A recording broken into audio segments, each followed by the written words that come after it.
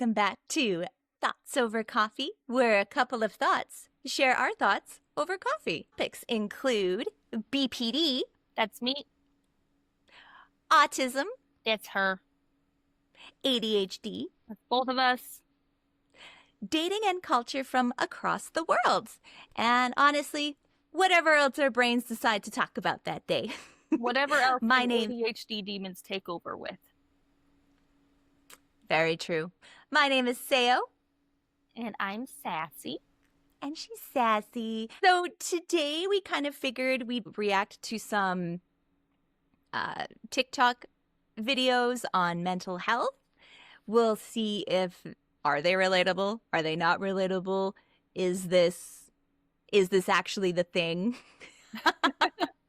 Yeah, there's a lot of like misdiagnosis and misinformation out there. That is what we're doing today. So I guess hang out, relax, and if you have any videos that you want to share with us and have us react to, definitely either put it in the comments or go to our Reddit feed, post it all there, and we can do a whole react thing to that as well. Reddit's probably the best because, YouTube comments, it kind of bops links sometimes. Reddit, you can post like the nitty-gritty of what you want to say. We can really get into it. Huzzah!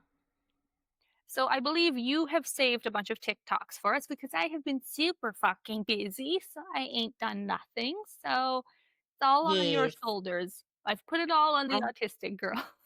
huzzah! The autistic ADHD girl. Yes, she knows exactly what she's doing. You sent me this one, Yes, but also I've seen this one like 17 times that's before you yeah. sent it to me. I see it like this couple.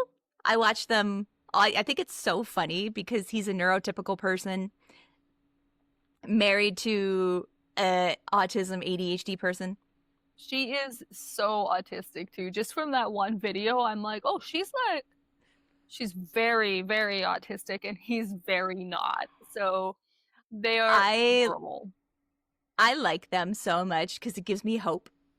It gives me hope for all the people that are just like, you're neurodivergent, don't date a neurotypical person. It's like, no, if the neurotypical person has good communication Hmm. and has patience and understanding, then, it could be an awesome relationship. I think that's what it comes down to. I think a lot of that shifts onto bleh, the neurotypical person's shoulders to be kind of like not the bigger person, but to be a more open and understanding person because society pushes against neurodivergent people a lot. So it's really easy for neurotypical people to just brush us off and be like, well, you're weird or you're overreacting or you shouldn't be like this. So it takes a special neurotypical person who's like just kind of a more chill, open individual who's willing to learn. And then, yeah, of course you could have a great relationship with it.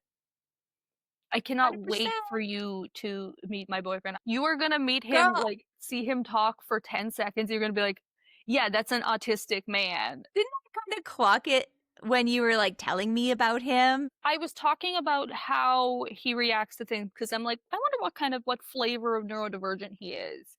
And as soon as I told you about it, you're like, could be ADHD because I was like, he definitely has ADHD and he accepts that, like, fully 100% ADHD. But I was like, there's more there. And you're Yeah. like, yeah, it sounds like ADHD. And I'm like, yeah. And then all of the behaviors I had clocked was like, oh, yeah, those are autism behaviors. Yep, that makes sense. Yep. Yep. The You reason I think the reason I hadn't initially thought autism is culture differences. It's okay? really hard sometimes, Mhm. but he's very untie Very because of the untie. autism. Okay. Fair. Yeah. Fair. But when I meet Like people, their how they do everything with their specific like culture or how their mannerisms and stuff is very yeah, different. pretty much when I meet people here, I'm always second guessing if everything that they're doing is from a culture standpoint. Like if there's something where I'm like, oh, I don't quite understand that behavior or what they're joking about, I always immediately default to culture.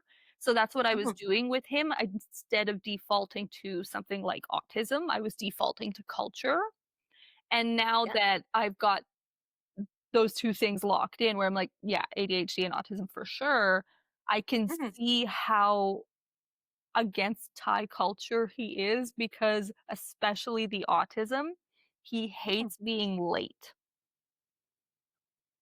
And we've Yep. discussed this about Thai culture. Like, he cannot stand how Thai people will be like, he's like, some of my friends will say they're going to show up at 10 a.m. and they come here at like 5 p.m. And I'm That would like, drive me nuts. 5 p.m.? That's like a whole different day to me. Like, what? Well, not only that, what if does he have the same kind of paralysis that we do for appointments or somebody showing up so you can't do anything till that person shows up? I haven't asked him yet. We haven't got into discussing that because generally it's very cute. He will bring up traits about himself that are so obviously autistic, normal autistic traits. And he'll be like, yeah, I do this and I'm like this and I don't know why I'm like this. And I'll just be like,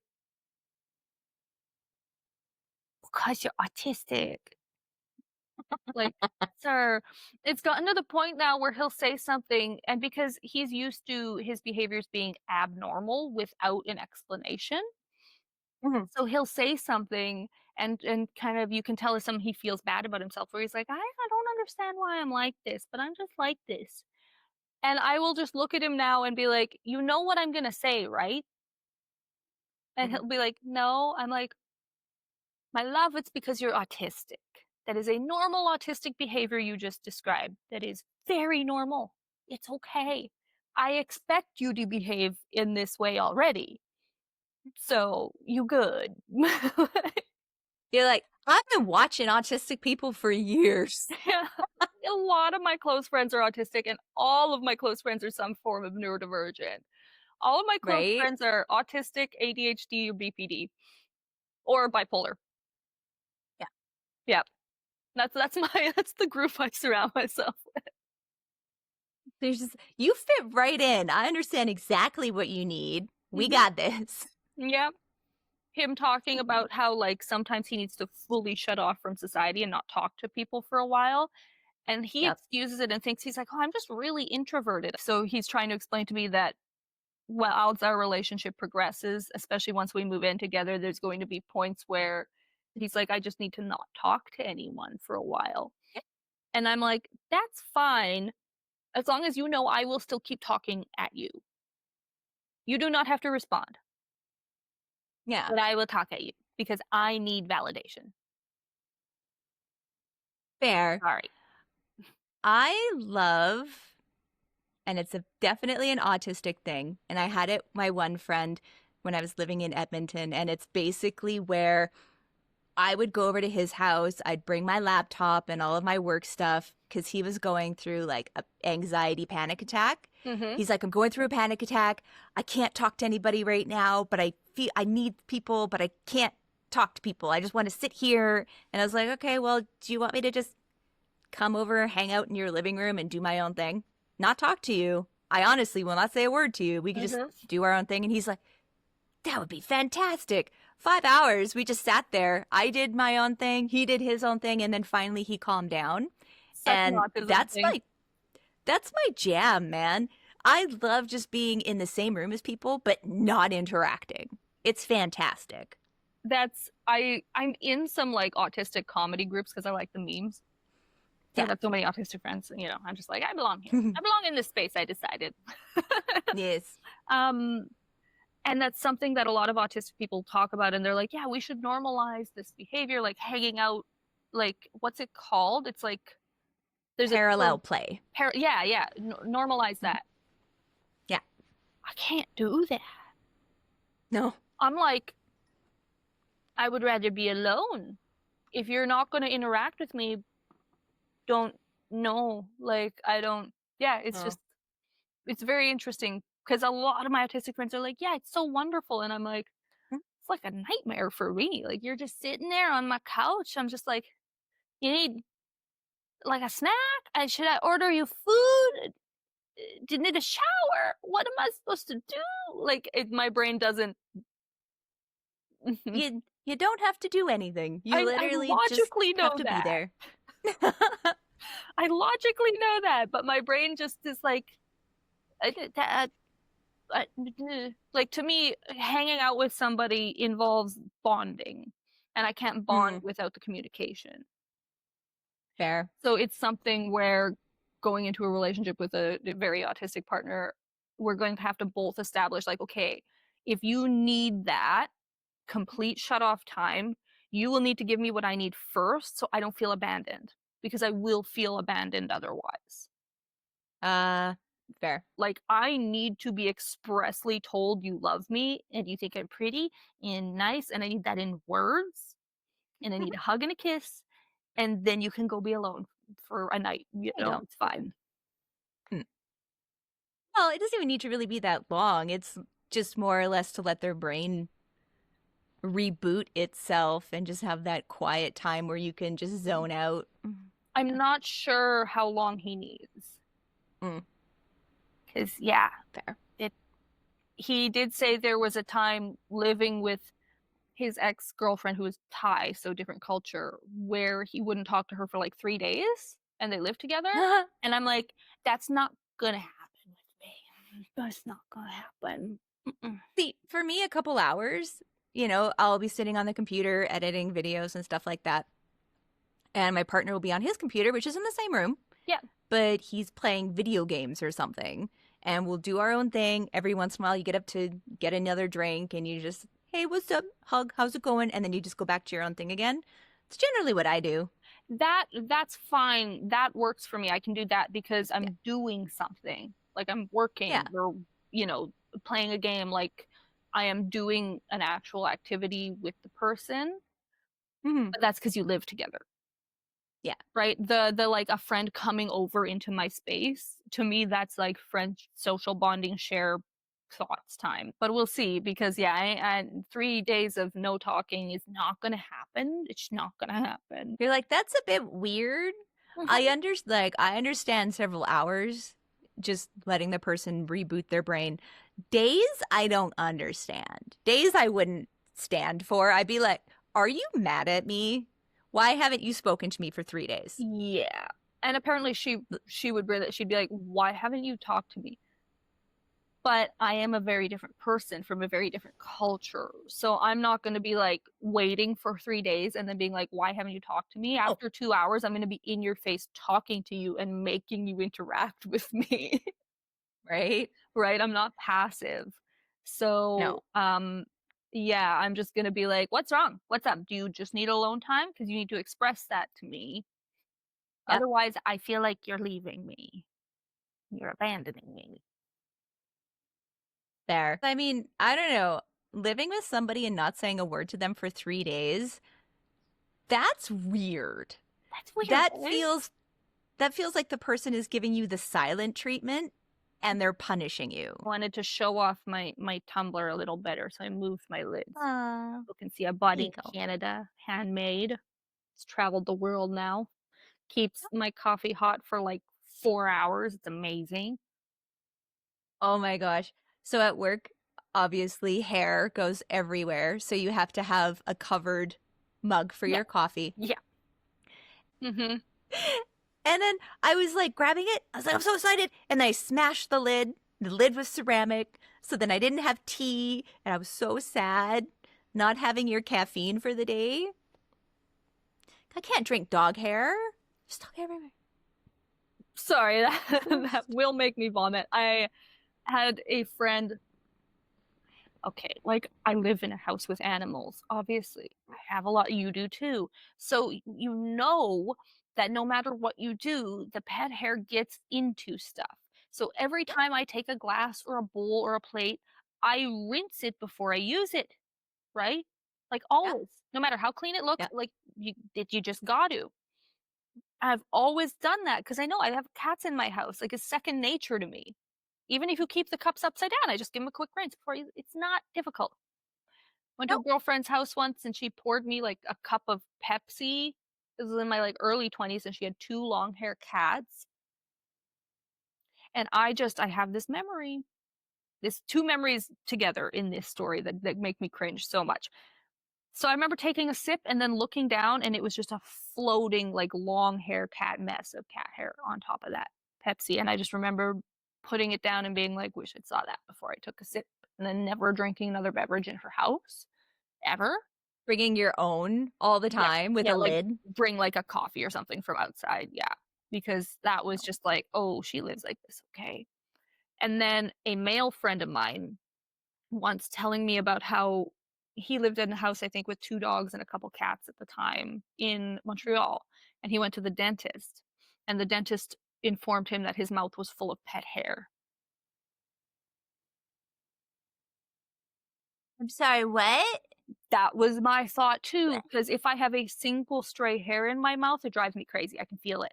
And I'm like gagging and sputtering, and like I can tell if there's anything in my mouth. And I think this came up because he was at my place and I offered him a water, and he saw at I would rinse the cup like 3 times. Like I literally do like spin, drop, spin, drop, and then pour water. And he was like, "Oh, you rinse it a lot." I'm like, "Yeah, cat's in the house." And it's like it clicked in his mind in that moment with the memory of the dentist. He was like, "Oh," and then he's like, "I wonder if that's why I got so much pet hair in my mouth." And the dentist said that, and I'm just like, "What?" But also, okay, I don't know if it's just me, but when I'm brushing my teeth and then I'm flossing my teeth, I'm looking in the mirror. My teeth. I don't. Do people not? I assume the pet hair wasn't around, like stuck in his teeth. I assume it was like in his cheeks and stuff, like on the back, like up around the gums and stuff. I assume that's where it was sitting, right? Now I want to look around my mouth and just see like, But if I have a single hair in there, I can tell, and I get gaggy, like real gaggy. no, I don't. Yeah. no. No, and this was how I learned that a lot of people just live like that, apparently. And yeah, no. So he was like a squirrel, but instead of holding nuts. No, no, don't finish. Please don't finish the thought. No, no, I'm gonna feel like there's hair in my mouth, even though there's not. It's kind of like when people talk about like bed bugs and then all of a sudden you get itchy. Yeah, for me, mosquitoes. Yeah. If I start to think I've been bit, I'll start to think Oh, I've been bit everywhere. yep. I have a different thing to mention. That fits into our mental health stuff I'd like to talk about that happened to me. 2 instances of what I assume are disassociation or derealization. I think Okay. it's more derealization that happened to me this week, Hmm. last week, within the space of time that has existed since we last recorded. So I'll talk about the less dramatic one first, Okay. which was the more recent one. So Hmm. my boyfriend, his name is Kwan, so I'll just use his name now. We were Hmm. in a mall called Sikon Siam. It's nowhere near my area, but I was buying isopods, and isopod vendor was in the mall, and I needed new isopods. So we were in there. Do you know the chain of drinks? There's one in Chinook Mall called the Alley. I love the alley. I go there all the time. Yeah, it's awesome. Every time I was in Chinook Mall, I'd get a coffee there or some sort of something because they're delicious. And they have like So the good. deer stuff, right? So all of that branding to me is like hyper Canadian, right? It's the deer. It looks really Canadian. It looks like a Canadian brand. So there's one in this mall in Bangkok. Yeah, I think it started in Korea Taiwanese. or something like that. It was there you go. Yeah. Yeah. But I had this like complete like moment where I'm walking through and I thought this was a Canadian chain. I've only ever seen it in Calgary. Oh.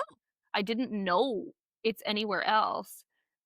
So it's my like memory of Chinook Mall. I think about this sometimes when I think about Chinook Mall, and I suddenly just saw it and I froze walking in the mall, and I had such a look of like, is there a glitch in the matrix happening? One of my favorite Korean dramas, that's their one of the side characters.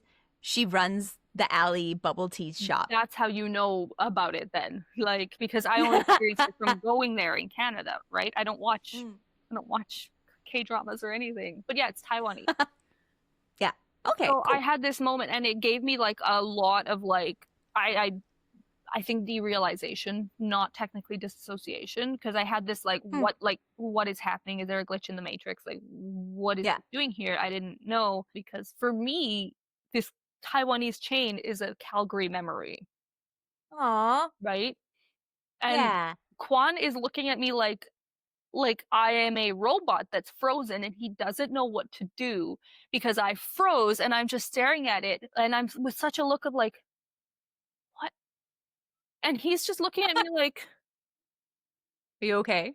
What's yeah, going on? yeah, like what's happening to my white girlfriend? Is this something white girlfriends do? Somebody help. Like my white my white girlfriend broken. Somebody needs to reboot her. Where's another white person?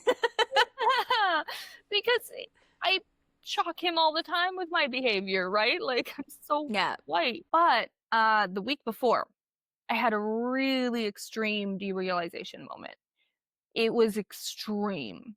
So it was also when he came to visit me, and we walked to, oh, actually, we walked to a Lotus grocery store, the Lotus supermarket. It's hot and humid at night here right now, right? It's hyper Yeah. tropical. We're going into humid season. And when we went and walked and did the domestic thing in the grocery store together, and I am so happy in this relationship. Aw. I have never been treated this well by anyone I've ever dated in my life. Hmm? And it's actually making me think that I have never been truly loved and prioritized by any partner I've ever had before. Yeah. So it's a little bit like, wow, is this what it actually feels like? So I'm just, I'm on cloud nine. And when we walked out of the grocery store, I got hit with like, it's so hard to describe. So I'm hoping like other people with BPD will understand this feeling, or other neurodivergent people who get derealization. But it was like I walked out and it felt like I was in a different life, like a different world, like everything was not me and not my life. And it was just like, what's happening? And I got very, very overwhelmed because I walked out from a normal supermarket Hmm. into the hot, humid Thai night with palm trees. And I'm walking with my boyfriend, who I am so in love with. And then we're walking down the street and it got worse and worse and worse. And we went over like a walkover overpass over the main big road.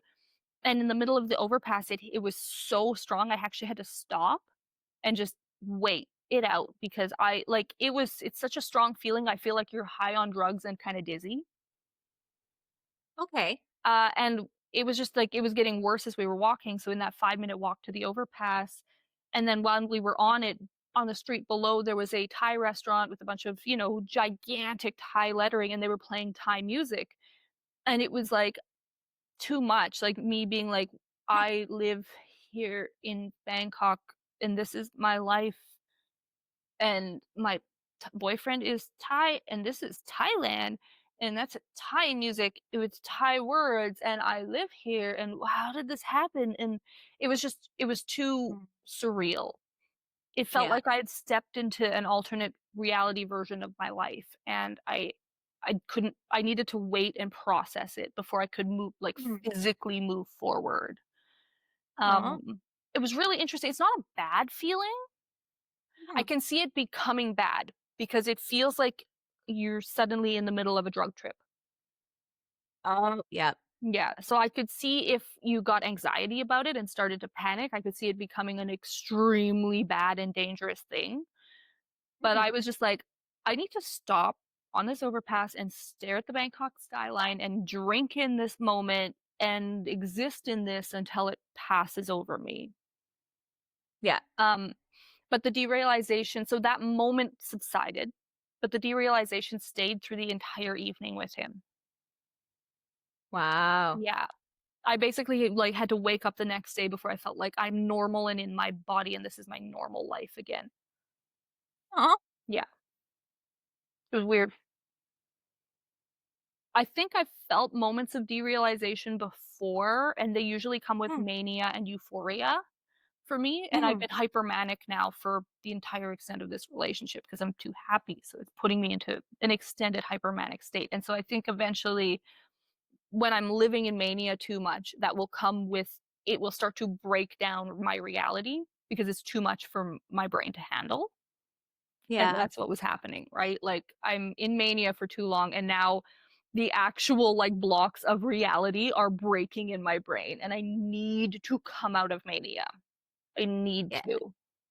Are there ways that you can come out?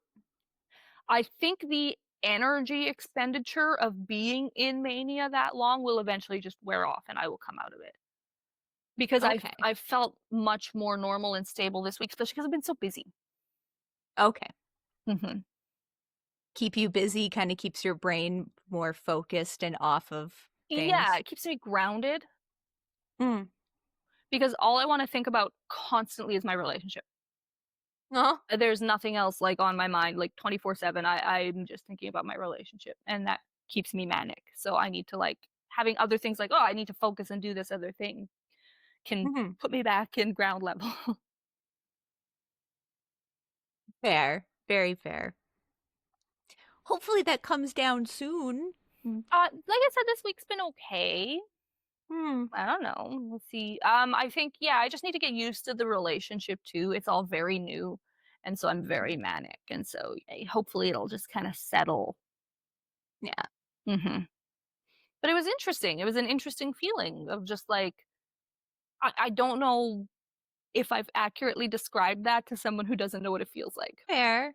I mean, I get some things, but I don't think it's that per se. But I was getting a lot of that when I was on different medications. They had me on Effexor at 150 milligrams, and Okay. which is very high. Seems high. And that's the worst part is I was never on any antidepressants before. They put me on that at 150 because they said at that level it takes away nerve pain, Okay. right? Because I was getting stabbing shocks on the palms of my hands and my feet Mhm. from the MS. So they're like, well, you're obviously depressed, but I only get depressed during a flare up. So you need to take this medication, and that'll fix your depression and it'll fix the nerve pain. The issue is, I was also on Vyvanse, and so I was getting a serotonin issue Mhm. where I literally couldn't tell if I was dreaming or awake. Oh, lord. So I'd have dreams that were so vivid and so realistic. I thought I actually did the thing in the dream when I didn't. Mhm. And then when I was awake, half the time I thought I was dreaming. Mhm. So I cut that cold turkey and then I was just crying all the time. That's fair. Yeah. That's a Mhm. lot. I Yeah. I would have probably cut that too. I'm like, I'm going to do something terrible if I don't. So we're just going to stop that. Hopefully that'll go away. And then I'll be a normal person again. So, I often get hyper vivid dreams. No, mhm. all of my dreams are hyper vivid. When I can remember them, they're Yeah. like hyper vivid. But I have definitely many times in the past had dreams where I wake up and I am not sure if a conversation I had with a friend in the dream I had in real life, but I've never had the other Right? way around where I think I'm dreaming when I'm awake. Never. Yeah. It was terrible. I hated that. But I could see that feeling the same as the derealization feeling because Hmm. the feeling of being in a dream or on drugs or something is what that felt like. I knew I was having a derealization moment. Actually, at the time, I thought I was dissociating, and then I thought about it more, and I'm like, this sounds like real derealization, like actual, like Hmm. doesn't feel like my life is real and this is really happening. Hmm. I had an interesting reaction to a supplement one, Oh? which is funny because I don't believe in most supplements, like 99% of them. I think it's all like mumbo jumbo shit. For Yeah. physical things like iron supplement, of course that works. But when people are like, I take this and it helps my mental health, I'm like, I believe in real Huh. medicine. But I mean, like B vitamins help, but that's because it's a vitamin. It's not like, hey, look at this Mhm. plant. This plant helps. You Yeah, know? that's the thing. I think my concept of a supplement has been so warped by those people. Like Oh, that group, the super crunchy granola group, that now I just yeah. write it all off and I'm always like, "Ugh, supplement." Psychologist had recommended a supplement to me that he recommends to a lot of his CTPSD patients that Okay. helped them with stabilizing their moods. And it's just a supplement you can buy over the counter. It's a glycine. I found the exact Ah, there one. it is. Yeah, there it is. Oh, yep. I see that one. The exact one I took from Amazon. Nice. Yeah, so he's like, yeah, a lot of my CTPSD people, this helps with their mood stabilizing. So for BPD, it Yeah. might work really well. Why not? Um, I immediately, upon taking this, and I took a small dose, I Oh, had full ideations immediately upon taking it, like the first dose, not it built up in my system. Because he was like, look, it helps with mood stabilizing and anxiety. So it might work really, really well because I was having issues with the Vyvanse causing my anxiety to spike. mhm, mhm. Yeah, first dose I took it, I laid in bed. I had no motivation to do anything. And it wasn't just depression, it wasn't that like crushing feeling of sadness. I was Yeah. empty like a robot. And I legitimately was like, yes, myself would be easier than existing. Like, and Jesus. I didn't think it was the glycine. I was like, how could this be possible to have that bad and strong of a reaction? I thought I was like, I was tripping. I was like, maybe I'm getting sick or something. So I took it, I tried taking it a few more times. Every time I had that reaction. So yeah, I threw the rest of those away. Negative side effects. It says nothing about wanting to kill yourself. Yeah. What the hell? There's no ideation. Yeah, literally, it's like studies show, what studies, that it can support treatment for schizophrenia. That is crazy. Yeah. Oh, nope. There it is right there. Research found it doesn't appear to improve positive schizophrenia symptoms like hallucinations and delusions. If you have schizophrenia or any other health condition, always check with healthcare. But it was your healthcare person telling you to take it.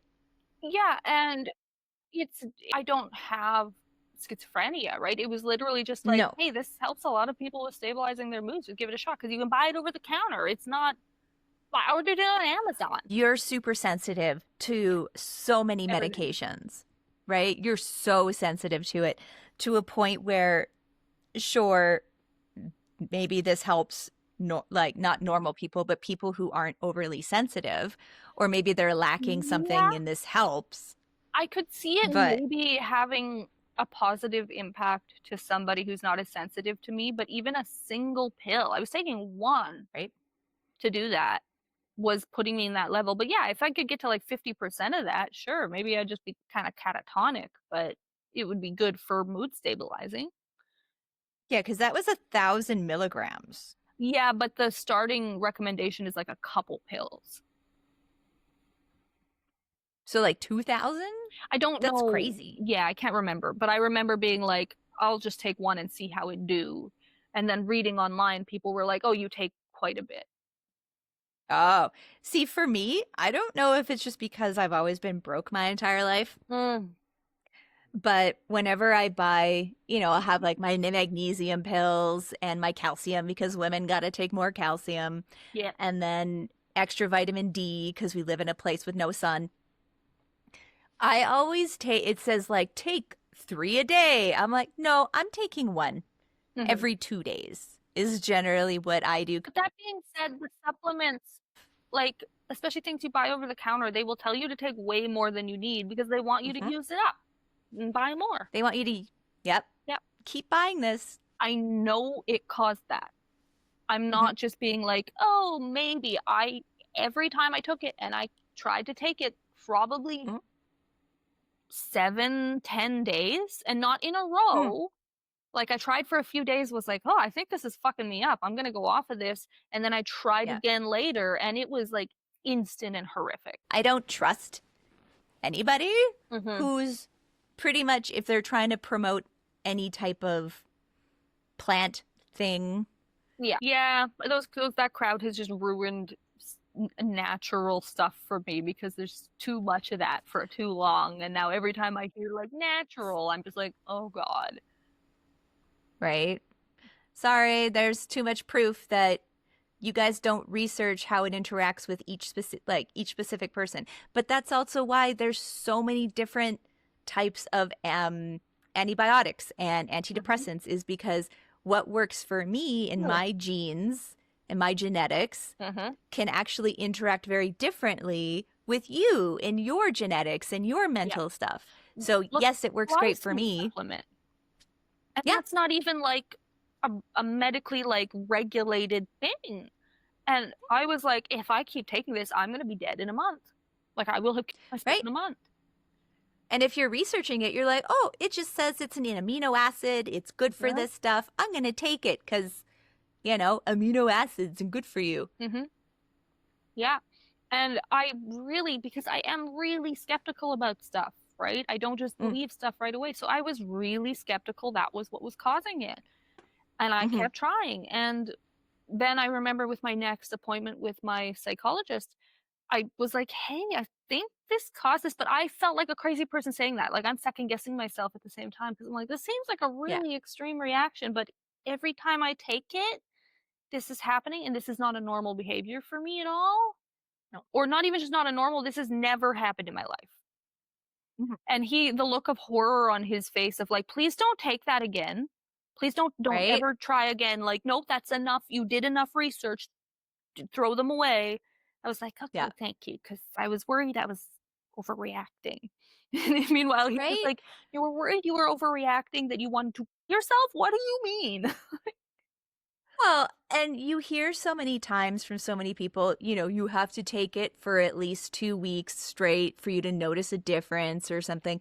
So you're taking it. Well, maybe everybody feels like they want to kill themselves when they first start taking this. Right? I don't know. And then the fact that when you Google it, it doesn't come up like people, this is not something that's talked about. I think I'm probably a very, very minority. Like it just doesn't play well with my shit. No, it was a no. Yeah. Your brain chemistry said, nope, this is not what I want. Yeah. So I don't know, warning to people who want to take stuff for their brain. Might want to make you want to die, might save your life. Could go either way. Be open-minded about everything. And if you start taking a new drug and it immediately makes you want to die, I would recommend just stopping that drug and immediately talking to your healthcare provider, unless the drug is literally keeping you alive. Like you had open heart surgery or something, and then maybe, keep open heart transplant. Yeah. Any of those crazy things. Like for me, because of the medication, the Ocrevus I'm on, a lot of the times I have to look into, will this be affected because of the Ocrevus? So is there any connection between this and this? Will this negate this and this? And more people need to do that. And normally I'm not on any drugs. I don't take mood stabilizers. I don't take antipsychotics. I'm not on antidepressants anymore because they don't work for me, because they don't treat BPD, and I don't actually have clinical depression. I have BPD. So, you would think like I'm the perfect candidate to just take a supplement without having to worry about interaction. Nope. Your brain says otherwise, madam. At least I can eat grapefruit, which I don't eat because I don't find it in Thailand very easily, but I love grapefruit, so I should take advantage of that. Oh, I guess because grapefruit stops your pills from absorbing or something? Grapefruit has interactions with like a fuck ton of pills, and it can cause you to overdose and die. Jesus. Yeah. Hot tip for anybody who's on any kind of medication: before you eat or drink grapefruit, Google that it doesn't interact with that medication, because you can die. It's very serious. Okay, so you do have a bunch of TikToks that you've sent to me. So I do see the first one is the one we talked about with the internal monologue. So shall we start with that one? Sure, let's start with that one. In ADHD, I'm neurotypical. He is shocked to find out I do not have a voice in my head. My wife is autistic and ADHD. I'm neurotypical. She is shocked to find out I do not have a voice in my head. Yeah. The only time I really hear stuff in my head, like that would be called a voice, would be if I'm actively contemplating something. But other than that, I don't hear much. There's not brain noise. Are you not always actively contemplating something? No. So what's going on if you're not contemplating? I am coasting. What does that mean? What do you mean coasting? I'm coasting. I am simply letting my subconscious mind, my routines, direct my behavior. And my mind will wander while I am completing things that I already know how to do. Wander to what? Anything. The baseball season just started. I'm a massive Atlanta Braves fan. I'm thinking about how their lineup's going to shake up. And So you don't hear a voice when you think about that? no. Then how do you think about it? I'm usually just like visualizing it. I mean, I get pictures in my head too, but there's the narrator. Right. I don't have the narrator. And there's also the criticizer. Who else is in there? Well, The negotiator. Oh, that's okay. That's what.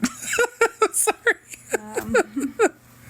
I said, well, there's quite a few. The It's therapist. usually the same voice. It's just, but it's like, The wise man. yeah, that one's been lost for a while. Do you go to places in your mind for things? What do you mean? It's like a forest, Okay. and there's ivy everywhere, and I have to find this one spot, and that's where I find, I don't know, now it sounds kind of crazy now that I'm talking about it. No, I'm You fascinated. don't have any of that? Not really. Where do you go when you're stressed? Oh, I go back to fun memories.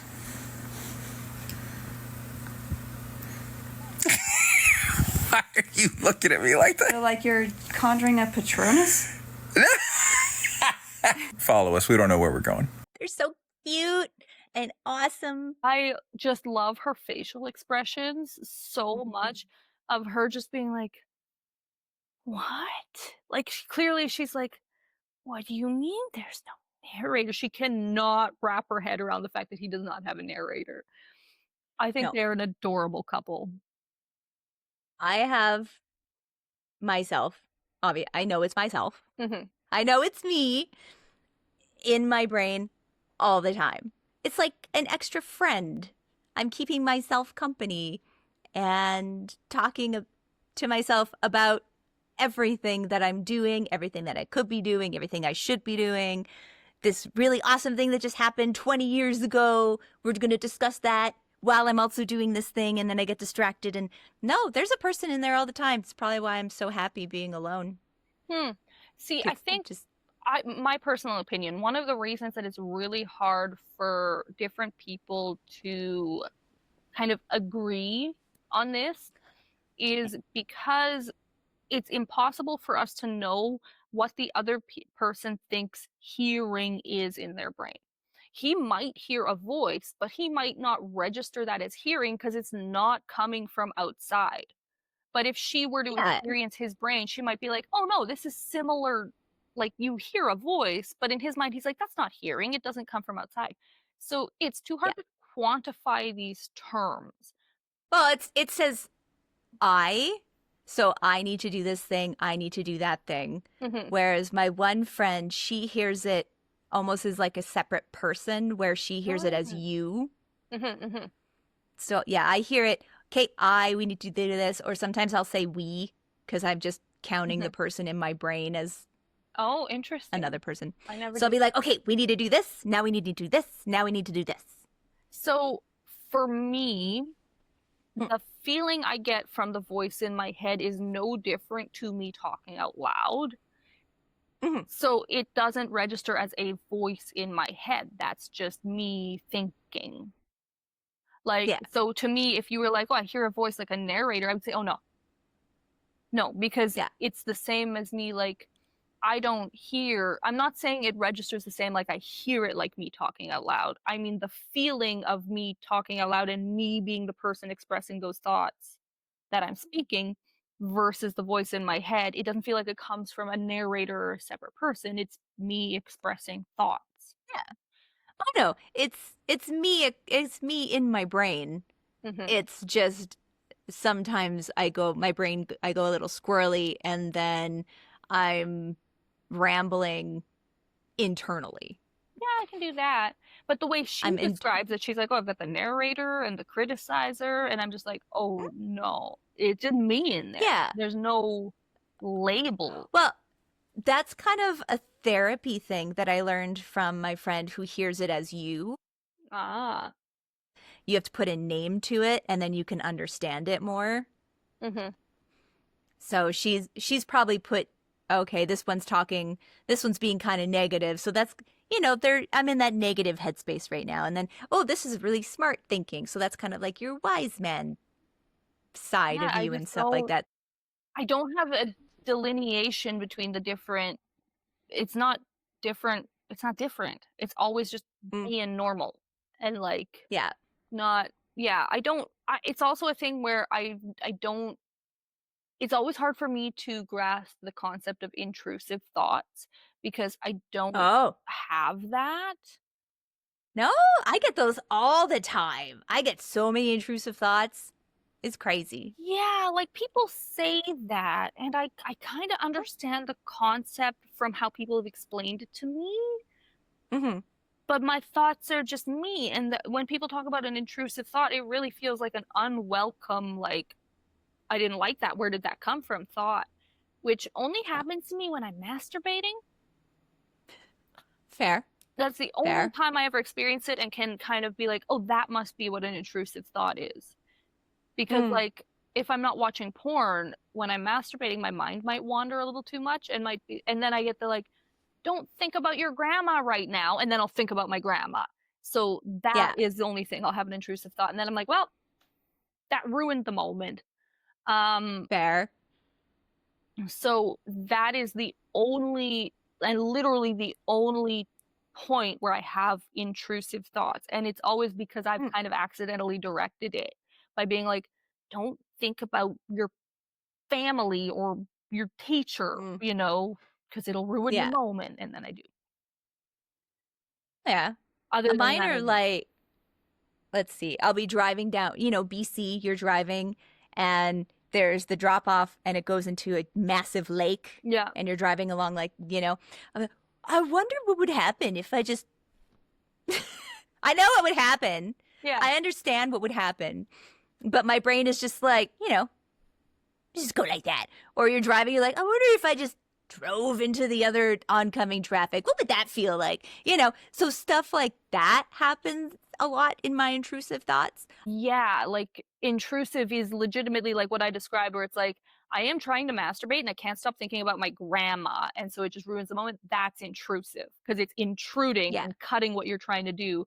And suddenly in your brain, your grandma's like, what are you doing right now? And you're like, God damn it, grandma, leave me alone, I think it's probably because it's the word. Because I don't know if I ever sent it to you before. There is a Jim Carrey stand-up, but he doesn't call them intrusive thoughts. He called them, let me see if I can find, impulses. When people started talking about intrusive thoughts, I never really understood what they meant because, again, I watched this 13 years ago. There are those weird impulses we get constantly, We have to fight them off every day of our lives. Those mad little impulses that we get, and everybody gets them too. Like you'll be with a friend, it could be your best friend in the whole world, he's standing about 2 feet away talking to you, and you're thinking, my goodness, I could just fire out and hit him right now. He would never expect it. See, madness is never that far away. It's as close as saying yes to the wrong impulse. The people who stay sane are the people who can make those quick decisions. Should I stick my fingers into the fan? Or leave the room right now? Should I run the blade of this razor across my tongue? Or just finish shaving and move away from the sink? Come on, you're right there. You just go, but you don't, because luckily, most of us have that little voice inside our head that says, turning the car into oncoming traffic is counterproductive. Imagine if we didn't have that voice, man. I wouldn't even be here right now. I'd be in the Shark Tank at SeaWorld. He's got my legs! He's got my legs! We'd be apologizing till the end of time. Hi, how are you? Sorry, man. You guys enjoying the show? Wow, excuse me. Jeez. Sorry about that. It just came into my head and I made a decision. I don't know. It's,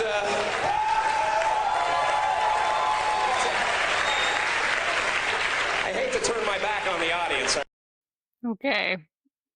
I like calling them impulses more because, yeah, I think I get hung up on that verbiage with intrusive thought, just being like, Right? I don't have that.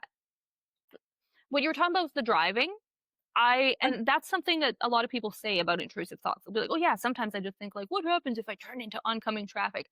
I have never thought that in my life. Oh, yeah, I think about that all the time. I know I'm not going to act on them.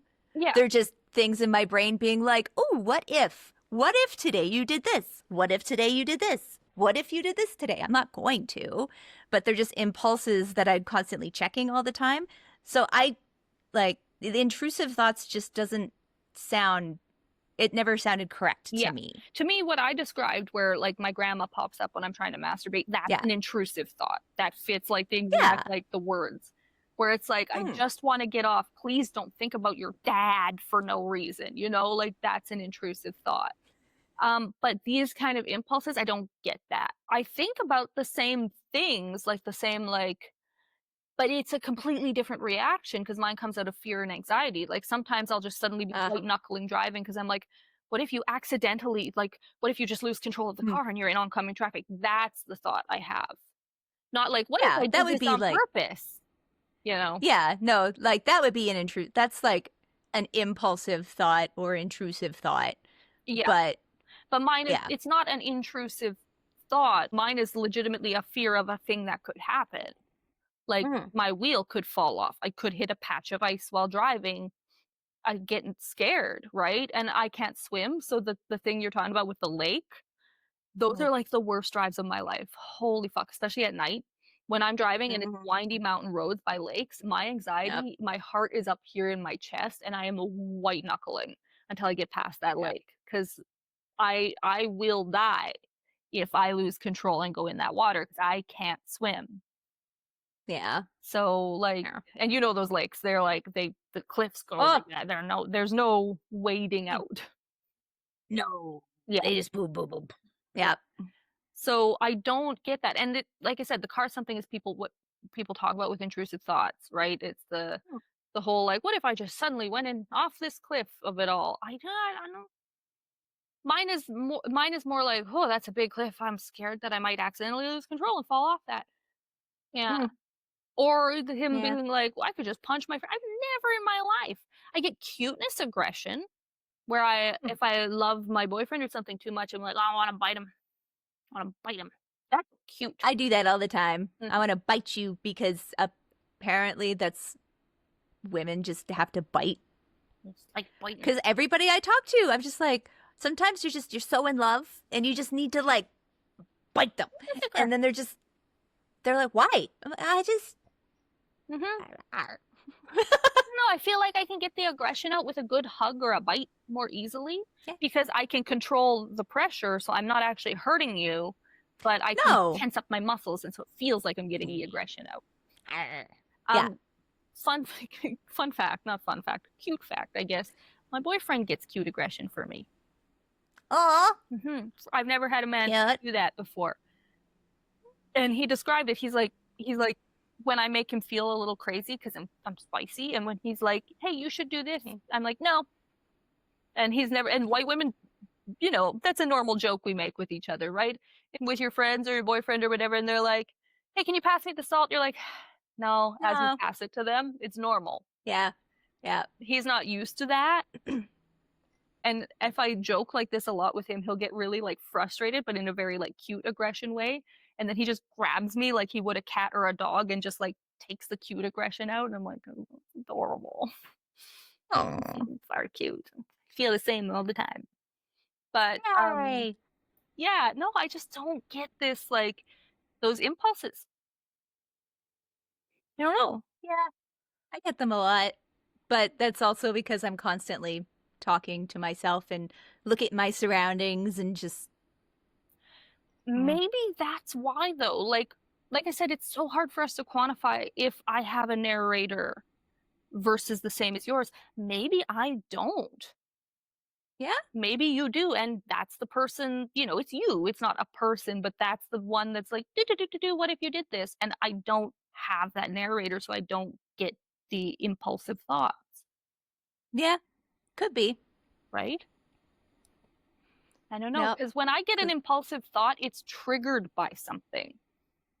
Oh, yeah, no, mine will just be random. Yeah. I'll be just sitting here like editing a video or working on a dog or driving and then or sitting watching a movie and then all of a sudden I'm thinking about something and it's just, oh, yes, we're not gonna do that. But that would be cool in a story, you know? That'd be cool in like a movie if that suddenly happened. That'd be pretty neat. Or if I was out for dinner and it happened to somebody else, that would be hilarious. I could watch from afar. But me, no. No, mine are No. triggered by something. Like when I punched the street harasser when we were walking, Yes. right? If I have a thought of like, I want to punch this person, it's because they did something. Interesting. Maybe I don't have a narrator. It's just you. It's most likely because the BPD, the impulses you have, you kind of go off of right away. Yeah, we act Or you're on like- impulse. That's the problem. Yeah, you're acting on impulses, whereas I'm checking myself constantly for anything I think before I do it. Yeah, But that's it's kind because- of like the opposite ends of the spectrum in that way with autism and BPD. Not always. Some Yeah. autistic people are very impulsive, right? It depends on where you land on the spectrum. I think part of it is just also how I was raised. It Mm. was very much a you're being weird, stop being weird, be Mhm. normal. But I think, yeah, with your masking, you're always checking yourself because you're actively masking, right? Yeah. So you're always like monitoring your mask and checking and being like, does this behavior fit the mask? Yeah, does this fit the situation that I'm Yeah, yeah. currently in right now? Or I'll be in a group at work and people will be telling a story and I'm more focused on people's faces than actually listening to the story. Because then Oh. if they go, then I could be like, Okay. if they're sad, then I'm like, oh, this is a sad moment. Sad. Mm-hmm. Happy moment. Laugh. Ha, ha. What did they even say? I don't even know what they said, but they're laughing. Okay. Yeah, very different. You yelled Is at it me Jakey real Jake? loud. You want to come up or what? You just, yeah, I thought so. You always do. Quit pretending you don't. Ah, it's the Jake. Mm-hmm. Honestly, the one short that I put out is so funny where we're just talking and all of a sudden Jake just jumps on you. It's just so good. Jumpy Jake Forever moments. baby. How old are you now? What year model are you? You're a 16? yeah, 16 this year. Yeah. You're an old No. man. Say hello to the people, old man. Oh. I love you too. Head scritches. Mm-hmm. Hi. Oh. Stop. Ah. I love you too. The sass pants. He's so sassy. He's so sassy. He's too fucking smart. That's his problem. This is like an actual old man trapped in a cat's body. Oh. Kind of a he's so grumpy, cute. sassy man. That could be an anime. Like, I picture him as similar to Carl from Up, personality-wise. Oh. And I'm his Ellie. He loves me. Everybody else, he's like, just like Carl from Up. Yeah. Aw. I love it. Hi. Yes, you're my baby. I know. So fucking affectionate, though. Well, I mean, there's cats where they just want one person and they hate everybody else. But Mhm. they're so lovable and they're so huggy with the one person and then everybody else, they're like, you could just die and I would be happy. That's exactly this one. But he has now over time learned that like I will go away sometimes and other people will take care of and feed him. So he has to be nice to them. Yeah. Oh. Yes. I know you want to bite my chin because you want me to go to bed. So we'll jump into one of the BPD ones here. Every single time we've talked about borderline and how hard it is for me, I have always stated that for a partner of somebody with borderline, it is fucking difficult. Yeah.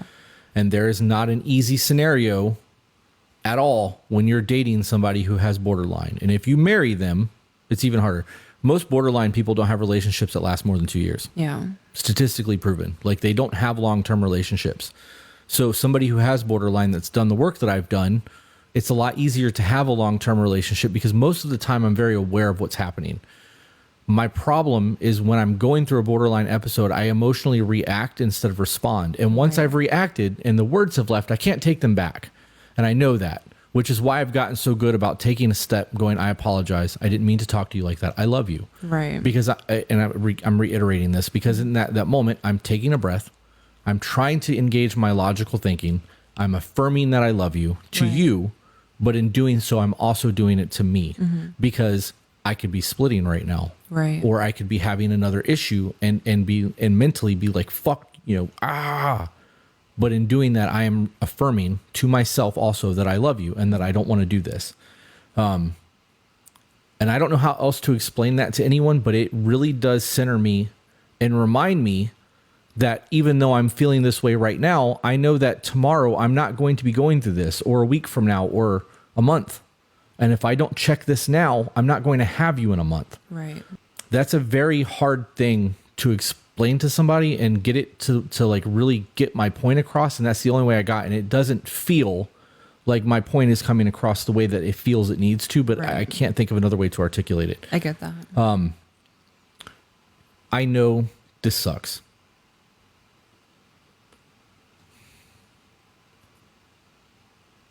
Because I know how hard it is to have borderline, and because of the books that I've read about partners of people with borderline, because I do want to understand your side of things. If I only understand my side of things and I'm flying off the handle and reacting and being an emotional mess and choosing to be a piece of shit because I have not done the work, or being ignorant, I guess just call it ignorant instead of calling it a piece of shit. That's probably a little bit more accurate. Because most people don't want to do the work and learn. I do. I don't want to be ignorant to things. I was very distracted by the fact that I think his eyebrows are tattooed on, and I was trying to figure out what they're tattoos of for a lot of that. So I'm not just BPD, guys, okay? I'm ADHD too. I'm sorry. I wasn't even looking at his face. My issue is every time there's subtitles, You just read I the just subtitles? stare. I just stare at the subtitles. I was looking at his eyes a lot because like I wanted to see the expression and emotion in them, right? Social media is a great tool for destigmatizing mental illnesses, but in an era where, everybody can self-diagnose, and I'm not against self-diagnosing. Self-diagnosing, I think, is in many instances better than professional diagnosing because you can know yourself better, and professionals give a lot of fucking misdiagnoses for a long time. Especially for women. Especially for women. And BPD tends to get diagnosed in women as BPD and in men as CTPSD. So that's like he's a man with diagnosed BPD. That's kind of rare.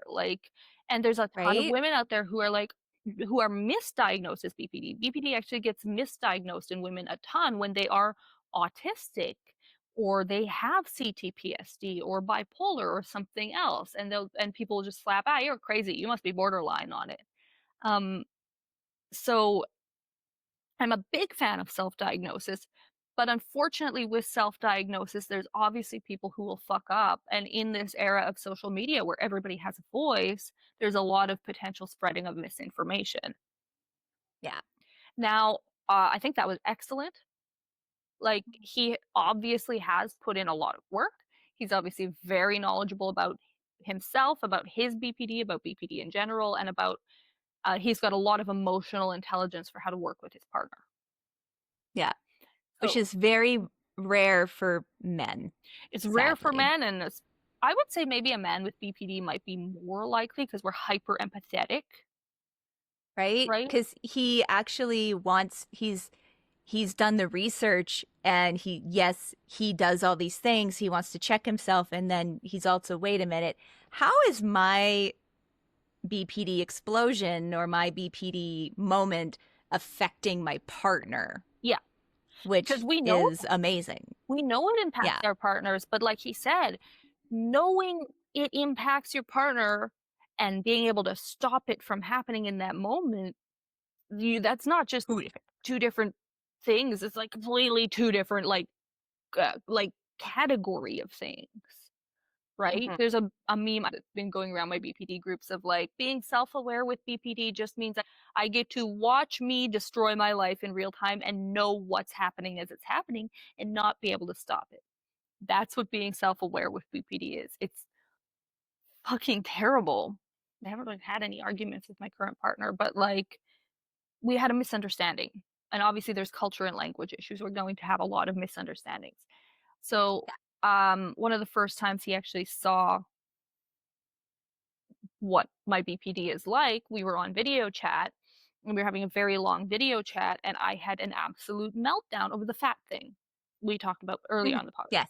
Yes. So that episode will be out. I'll try to remember to keep that in so that this makes sense in this episode when I'm editing. But I exploded. Like, I was so angry.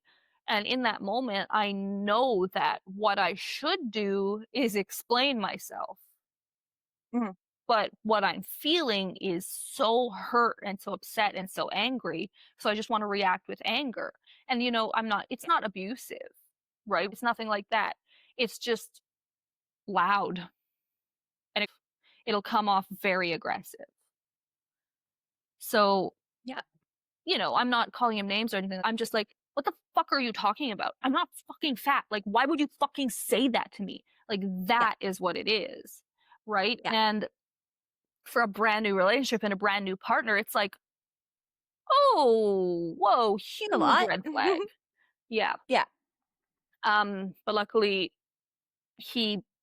we communicated and everything's fine, right? Like, we were immediately able to communicate, figure this out, and where the miscommunication was, Yeah. and sort it out. But as I'm reacting like this, I know I need to calm down. I know, like, that this just needs communication, but I can't stop myself because I'm hurt. Yeah. So the fact that he is able to check himself in the moment as soon as words come out of his mouth, he is able to be like, I'm so sorry I said that. I love you. That's not what I meant. Yeah. It's BPD. Sorry. Like, let's take a step back. I don't have that talent yet. I want that talent. Luckily, I have that for myself. So I'll give my partner a warning. I'll be like, okay, I'm going to have an autism moment right now. And he's like, what? And then I start walking around like a raptor, being like, and just being weird. Or all of a sudden I just like scream something, and I'm just like, I'm going to have a moment right now, warning you. And then I do the thing. But if I don't do that and I just start doing something, he gets confused. Sometimes he gets angry because obviously what I'm doing is fucking, yeah. Hi. Sir, I already told you your time on the spotlight is complete. And it is time to go. Thank you. Yes, that's nice. Okay. No. I love you too. Goodbye. But that also means that your guys' communication styles and way of thinking and stuff are very similar. Very similar. Even though you have the cultural difference and then the language barrier and stuff like that, you're still able to communicate effectively and be understanding about where each other is. I just think his emotional regulation is too similar to mine to not be some sort of trauma-based emotional regulation. ADHD also does come with emotional dysregulation too. So it Yeah. could just be he's very ADHD. It could be an effect of that plus traumatizing experiences, making that emotional regulation part of ADHD just cranked up. Instead of me Yeah. painting it with a brush and being like, oh, it's CTPSD and da da da da da. It could just Yeah. be the ADHD plus the trauma. I'll send this one to you. So it's something I sent to my mom, Oh, where it's basically the intersection of autism and ADHD. So you have like the sides on both, but it literally in the center for odd, it goes craves routine, struggles to keep it, hyper focus and forgetful, burnout, boundary, struggles, seeks and avoids sensory he is input. those and then all four of those in Yeah. 100%. Yeah, so it's kind of like you have all this stuff on either side, but then in the center, they're just fighting with each other. Actually, I talked to him about this because we talked about people being late and how he doesn't like it, right? He's like, Yeah. you live in Thailand, sir, and you are going to struggle. Everybody is late for everything here. So he doesn't like that. He's like, it doesn't really matter when it's something you go do every day in Thailand. Mhm. Like for me being late to school, he's like, that doesn't bother him because it doesn't bother anyone here. Yeah. But if you have a set time for something like an appointment, Mhm. like we talked about doctor's appointments or meeting a friend where you're like, hey, we're going to meet you at this time, in his brain, that's set in stone, right? Yeah. And people are just as late for those as they are for anything else. And in his brain, it's like an injustice thing, like an autism, like, no, Yep. it's at this time. And so we were talking about that and we went into like, I was like, well, yeah, you're autistic, babe. And I basically was like, okay, I'm going to describe a set of behaviors and it's going to be exactly how you feel, even though you've never told me anything about this. And I described Yeah. that ADHD issue of like you crave routine and you want everything to be on time, but you're unable to time manage and you don't know how much time has passed. And like I described how those two come together and fight. And he's just like, yeah, I'm exactly like that. Like all of that. Mhm. Like, yeah. Yeah, because you're ADHD and autism, and those are aspects of it, and they clash. And this is something you will live with your whole life. And he's just like, Yep. how do you know me so well? Yeah. Because I've been reading and I hang out with all these people that are also, and then look at Jack, like Jacksepticeye. Yeah, it's just like And these are yeah. common traits for people with both of these issues. Like this is you're normal. Yeah. Like I'm trying to help him realize that all these things about himself that he's always been like, I'm real weird and I don't know why I'm like this. I'm like, it's normal. You're normal. No. You're not alone. You're very yeah. You're not normal to neurotypical people, but you're normal to us. Yes. You've been trying to fit in the wrong bubble. You just belong in this bubble. You're normal in this bubble. But yeah, sorry, to go back to the guy with the BPD, there's nothing really for me to say about that one. Okay. Is there one of these where you think that I might have more of an opinion? What to do when you or someone you know is actively in a BPD episode? Oh, okay, let's watch that. BPD episode, there's only two correct ways to respond, and they both cannot be done at the same time. It's one or the other. You know, I'm always on here yapping about my borderline personality disorder, and I constantly get asked, like, how do I help someone in a BPD episode, or how do I help myself in a BPD episode? And there isn't like a straightforward answer or an answer to that question. But if you are dealing with someone who has borderline personality disorder and is having an episode, they want one or two things. They either want comfort or they want advice. And it's usually comfort. It's usually not advice. Because a lot of the times when I'm in an episode and I'm saying like whatever's going on, like I feel really lonely, I feel this, I feel that. If you start giving me answers like, oh, maybe you should join a group or maybe you should join that, it will make me feel worse, and I don't know why. Usually it will make me feel worse. So a lot of times during my episodes, I will tell people, if there are people around me, what I need. And that is, hey, like, I know that my brain might not be right, but can you just validate me? Can you just comfort me? I'm not asking for answers. I'm not asking for anything. I'm asking for you to be here with me and to just let my brain do what it's going to do, because it's going to do it either way, whether you agree with it or not. And my brain is still going to do it anyway. And once I calm down, we can conversate, we can talk, we can communicate. But if I'm in like an actual episode where my brain won't shut the fuck up, I usually only want comfort. I usually just want to be validated, even if what I'm thinking is invalid, which I always say, whatever you think or feel usually isn't invalid. It's usually valid for a reason. It's whatever's going on. It's valid to you at that moment. Please validate me. Do not tell me what to do or what I should do. But there are certain times when I have an episode with BPD and it's just me feeling very, very lost and I do want advice. That's when I communicate to people, hey, I want advice. Quit letting me be delusional. I tell people this when I'm having an episode because it makes it a lot easier to deal with. At least I would think so. I don't really know. At least I'm letting people know how to approach me to not worsen this scenario. I feel like telling people this mid-episode kind of lets them know, like, hey, I'm in an episode and my brain's thinking is not going to switch at the second, but this is what I need. I find it extremely, extremely helpful in my relationships and also extremely helpful to the other person. A lot of the time, other people don't know how to deal with it or handle it, and kind of just letting them know an approach can help just a little bit. I wanted to plant the seed for you because there isn't like a straightforward answer, but if there is an answer, I would say it'd be that one. I don't know, BPD's complex and confusing. If I'm having a BPD... Okay.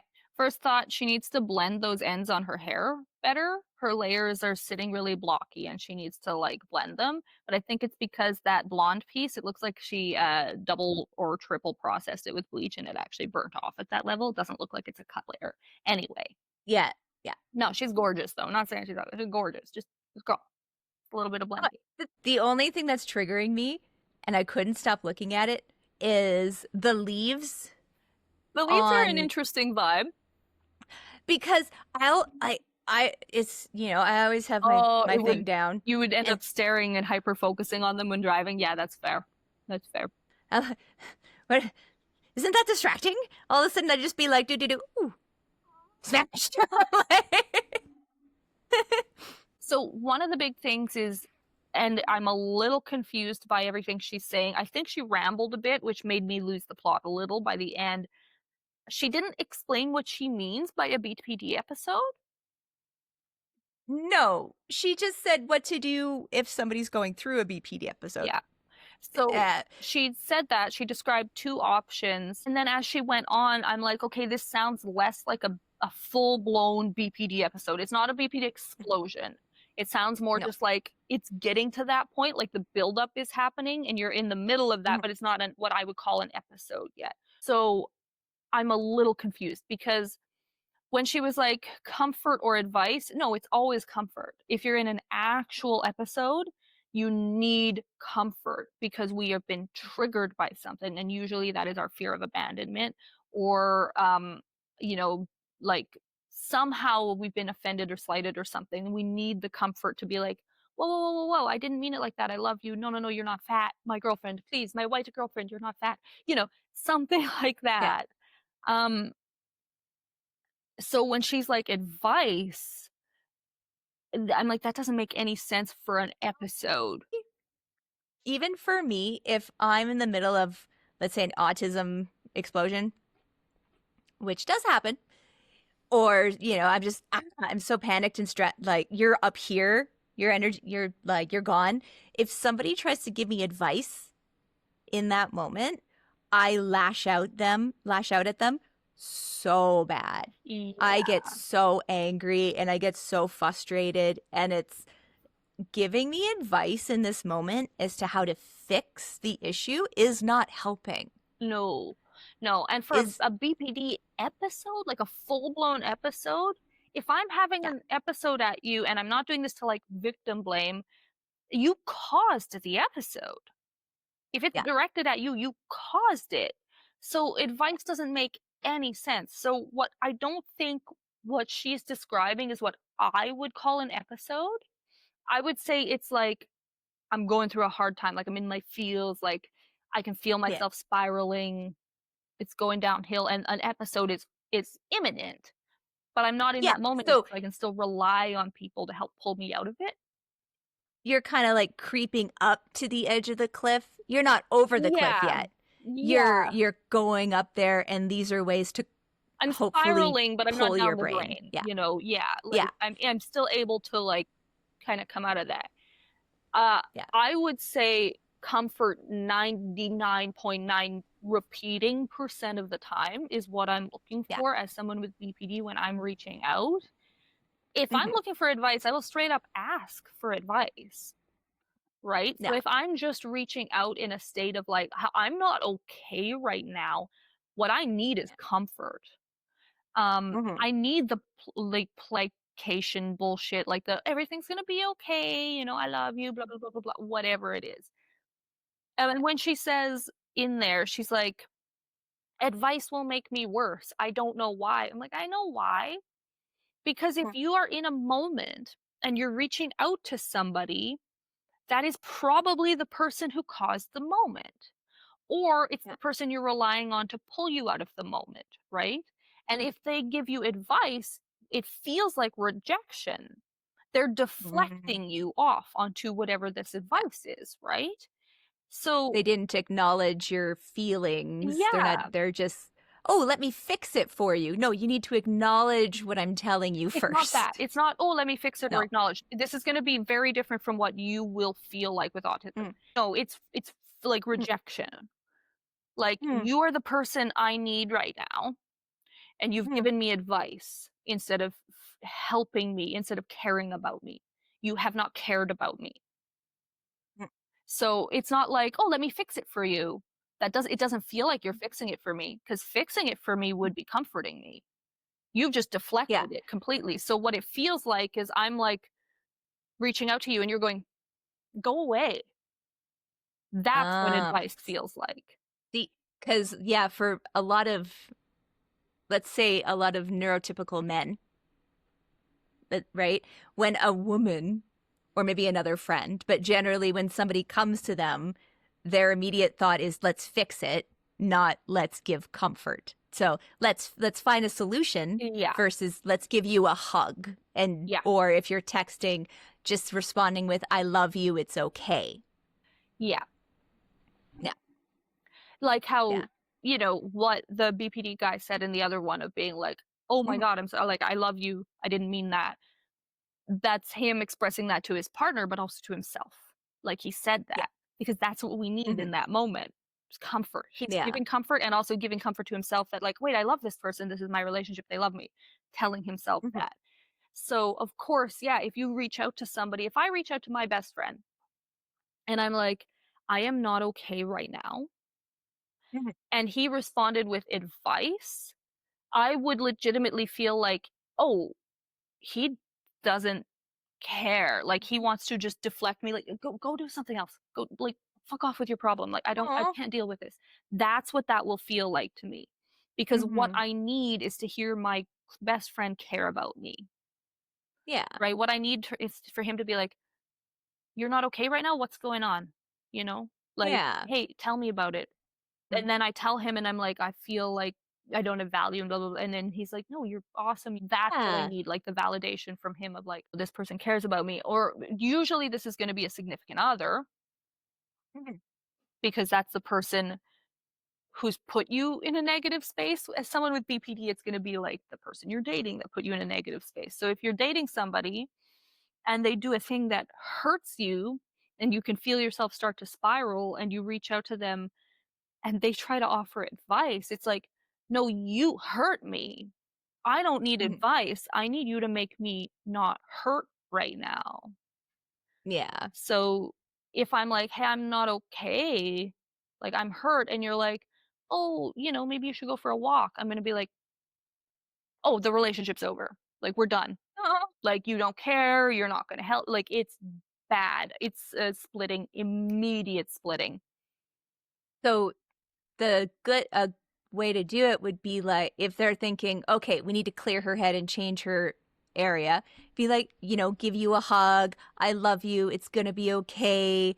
Do you want to go get a coffee while we talk about the feelings?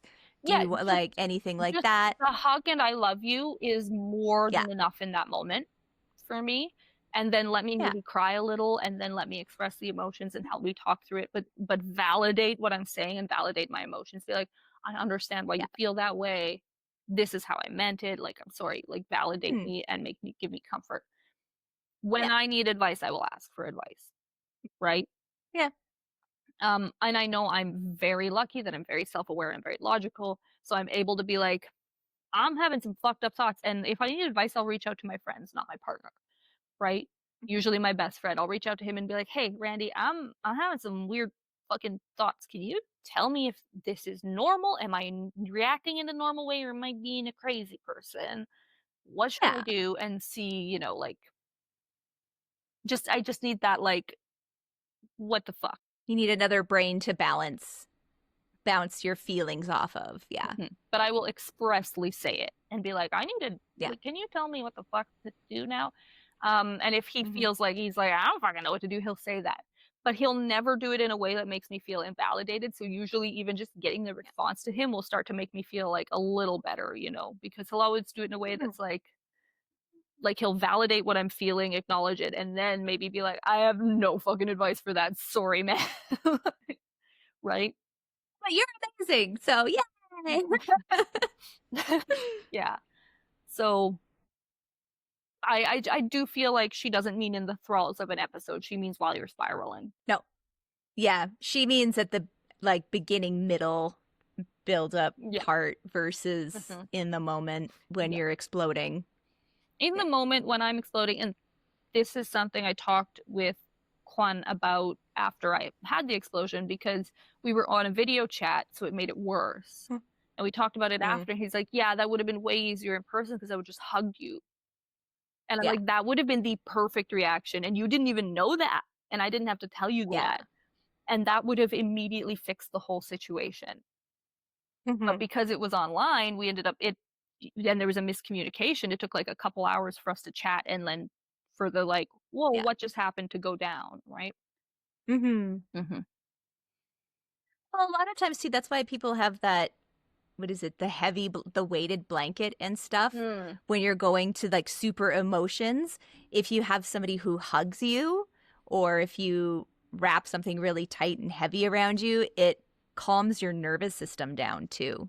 So just him hugging you would already trigger internally to calm your body down, which hopefully that no, not so much with BPD. Yeah, no. Maybe that, no, it's about my partner who hurt me proving they still love me. Ah, gotcha. Yeah, that's what it is. Because if my partner hurt me, my thought is, this is not a person who loves, cares for, and is attracted to me. And so hugging me and saying, I love you, like we're okay, brings me back to reality, right? Like, oh, this is a person who loves and cares for me. I am safe here. I'm not being abandoned. That's what I need in that moment. So if, for instance, my partner hurt me, but I'm with my friend in that moment, my friends have hugged me while I'm hurt about my partner, it doesn't help. It's nice, and I love it. Doesn't I'm do a the hugger. same. But yeah, it doesn't fix the feeling. It's just like, oh, thank you for trying. Like, I appreciate that, but I need that person to fix the feeling. Yeah. Fair. I had a weighted blanket, but it was a cooling weighted blanket, and it hurt my joints. Because it was too heavy? Too cold, I think. Like, it felt like it pulled the warmth out of it, and then my elbows hurt after I would use it. My elbows and knees. Weird. I don't like being cold. Never used a weighted blanket, but also I have very specific blankets I can sleep with, and in the summer it's basically a sheet. Do you have an autism one as well for us to react to? I have one. It's so cute. She's just adorable though. Autistic as a child. Why do you think you're autistic now? Mom, I read the space encyclopedia on the coffee table. Yes, the one that's just there to look pretty. The teacher told me to give this letter to you because she thinks there's something wrong with me because I don't go outside at recess and I just sit in the classroom and read. Not the taste, it's the texture.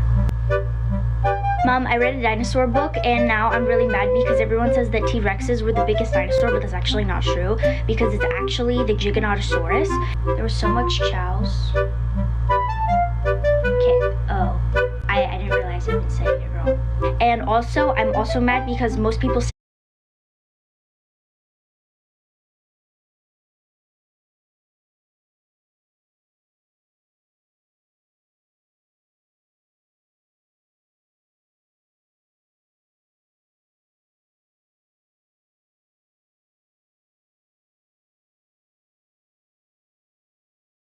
say Gigantosaurus, but it's actually Giganotosaurus because I actually read the pronunciation guide. Mom, did you know that today is a super blue blood moon all at the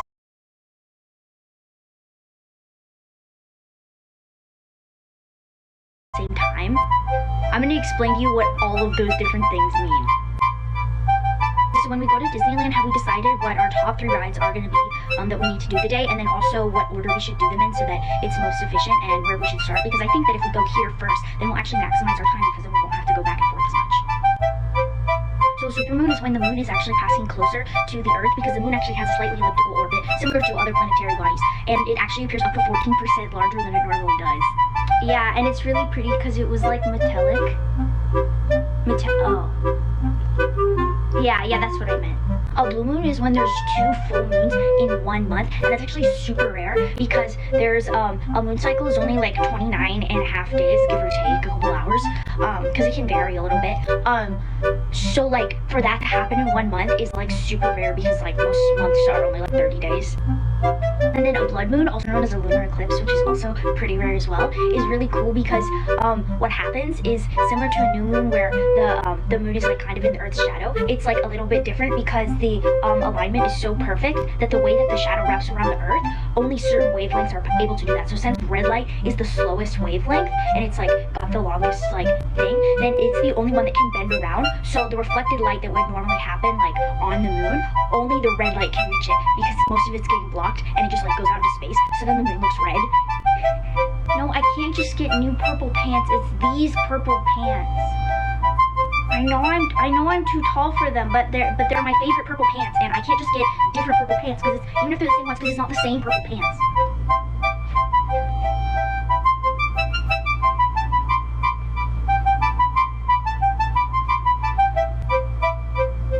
Well, I have to. I mean, my feet get so dry, and then it gets like twisted.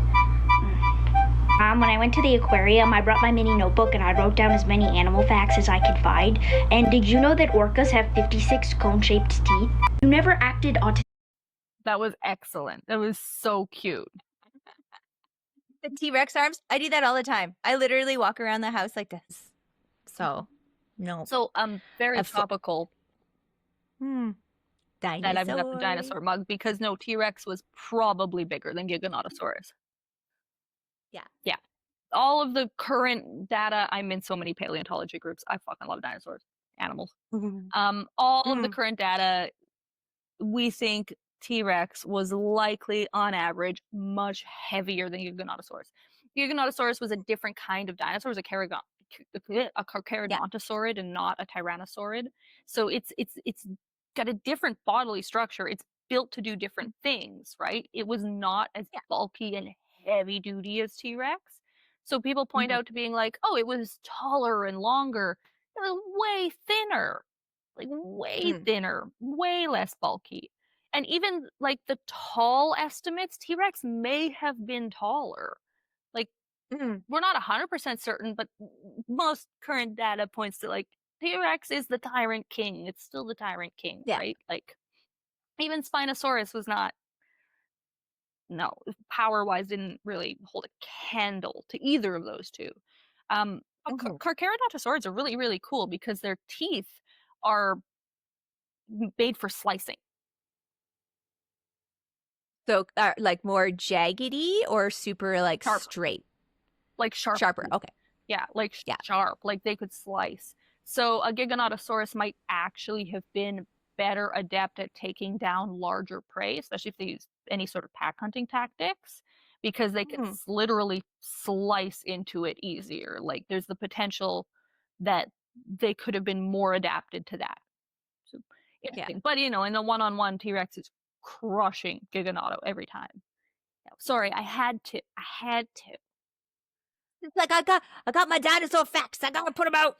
It's just I see. This is something I so wanted to fucking talk about today. When I reached out to you and was like, I took all of the autism tests and I'm not autistic. Right? No, you're up. Like you can have special interests and be super like into them without being autistic.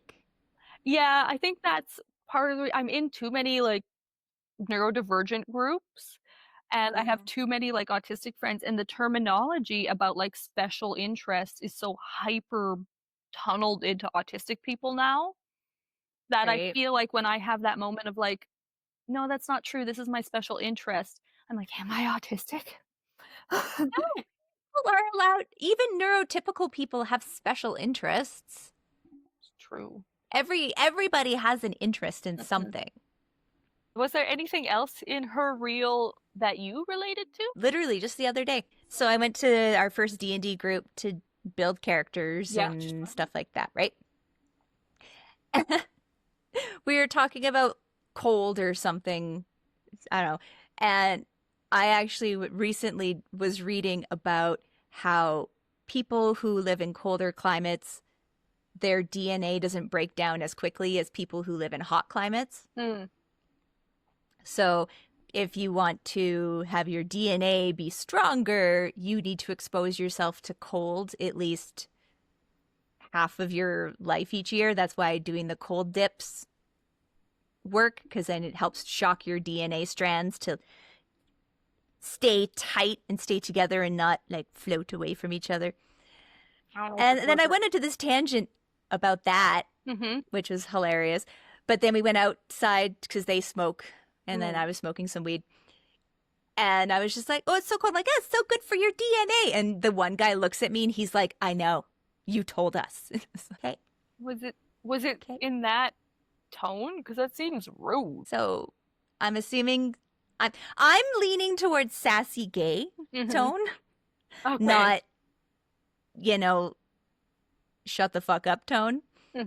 But I just have to be aware of myself more, apparently.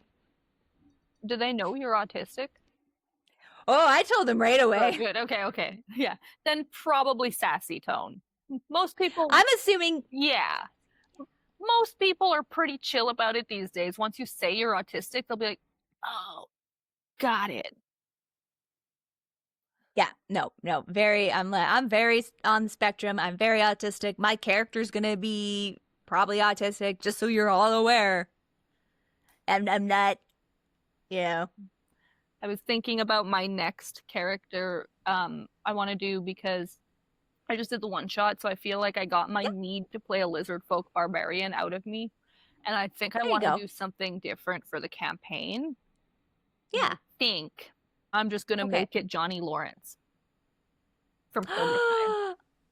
I love him. Yes. Oh, Because love then I him. have an excuse to live out my 80s cool bad boy persona dream and just be like, fuck yeah, dude, So- let's go. Don't be a fuck. are you doing current Johnny from Cobra Yes. Kai or like Yes. teen? Okay. No. Yeah. Current Johnny from Cobra Kai. Yeah. He's so good. His character growth, amazing. Yeah. Like, it's so good. That show is so good, and it has no good reason to be as good as it is. And so I think I'm going to play like a monk who does karate and is just like hyper 80s. Like, it's just going to be the most 80s fucking character ever. Hyper manly too. Yeah. Must be hyper. Oh, yeah. Yeah. I always play male characters. I just find it easier. Because if I play a female character, I want to play a charisma stat. And so if I play a fighty character, I prefer to be like male, because if I play a female character, I kind of end up making her me, but hotter. Fair. Like just a real Fair. hot me. So I play like a hyper charisma, like I want to get in everybody's pants and talk to everybody. So I feel like when I play male characters, I'm a little more free to be like, this is completely not me, and I can just make it whatever I want. There you go. That'll be fun. Barbarian matches Johnny Lawrence's personality more than Monk, because monks are very like, well, not always. Yeah, and he's very Yeah. Let's go. So I Yeah. might be able to be a brawler, like open fist strike barbarian, karate barbarian. There you go. That's That good. would be cool. Probably do that. Because he's the kind of, he goes to the abandoned factories. He's like, look at these chains. Let's tie this up and let's pull this around and let's do this. Yeah, and it's barbarian. man. Shit. He's a barbarian for sure. So Yeah. it's just like, I love all of the monk like open hand strike stuff that they get. But for our one shot, because it was the same DM, he allowed me to use, because lizard folk have a bite attack. Yeah. So he allowed me to use my bite attack and apply a weapon mastery to it as if it was a greatsword. So instead of carrying a greatsword just for flavor, it was my bite, and I like bit someone's head off in the one shot. So I think he'll allow me to be like a barbarian with like where my open hand could be the same as like a blunt instrument, like a club. Yeah. Mhm. There you go. You could do that. That'd be fun. Yes, it would be. And then I'll just straight up be Johnny Lawrence. It'll be awesome. Nice. Fucking badass. And I'll come There in you go. rocking 80s music every time. Yeah. You have to. What's your theme song? It is music. Oh, I do love the opening theme to Cobra Kai, but I think Fight Song by, what is it, Sister Sin would be my... There's one episode of Cobra Kai that uses it. It's such a good fucking song.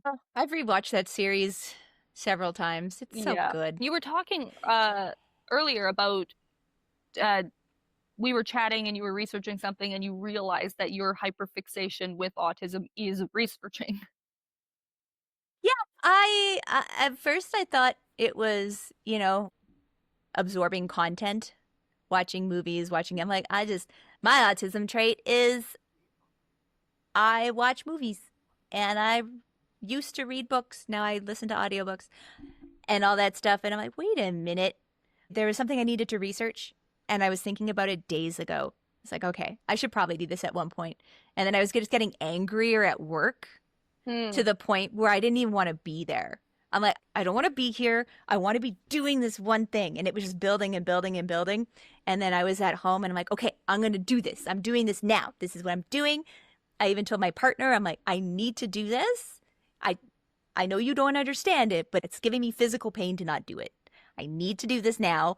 And then I started doing it. And then Ren came over and she sat on my chest. And normally having Ren on my chest is like, oh, it's so cute. I love you. And it calms me down. I went into a full panic mode. Full anxiety. It felt like she was crushing me and everything was painful. And I just wanted to throw her off of me. And then the feeling went away as soon as I researched all the things and I got all the knowledge out. I was like, okay, I learned the thing. I have my Google document. It's 4 pages long. I have all this stuff. I'm like, okay, we're good. And then it went away and I was good again. Be a really good research assistant, but people want you to go to school for that. So yeah, it should just be an autism test to get into that. If anybody needs a research assistant that has no schooling behind them in terms of research, but all I do is research, I got you. So sorry. Yeah.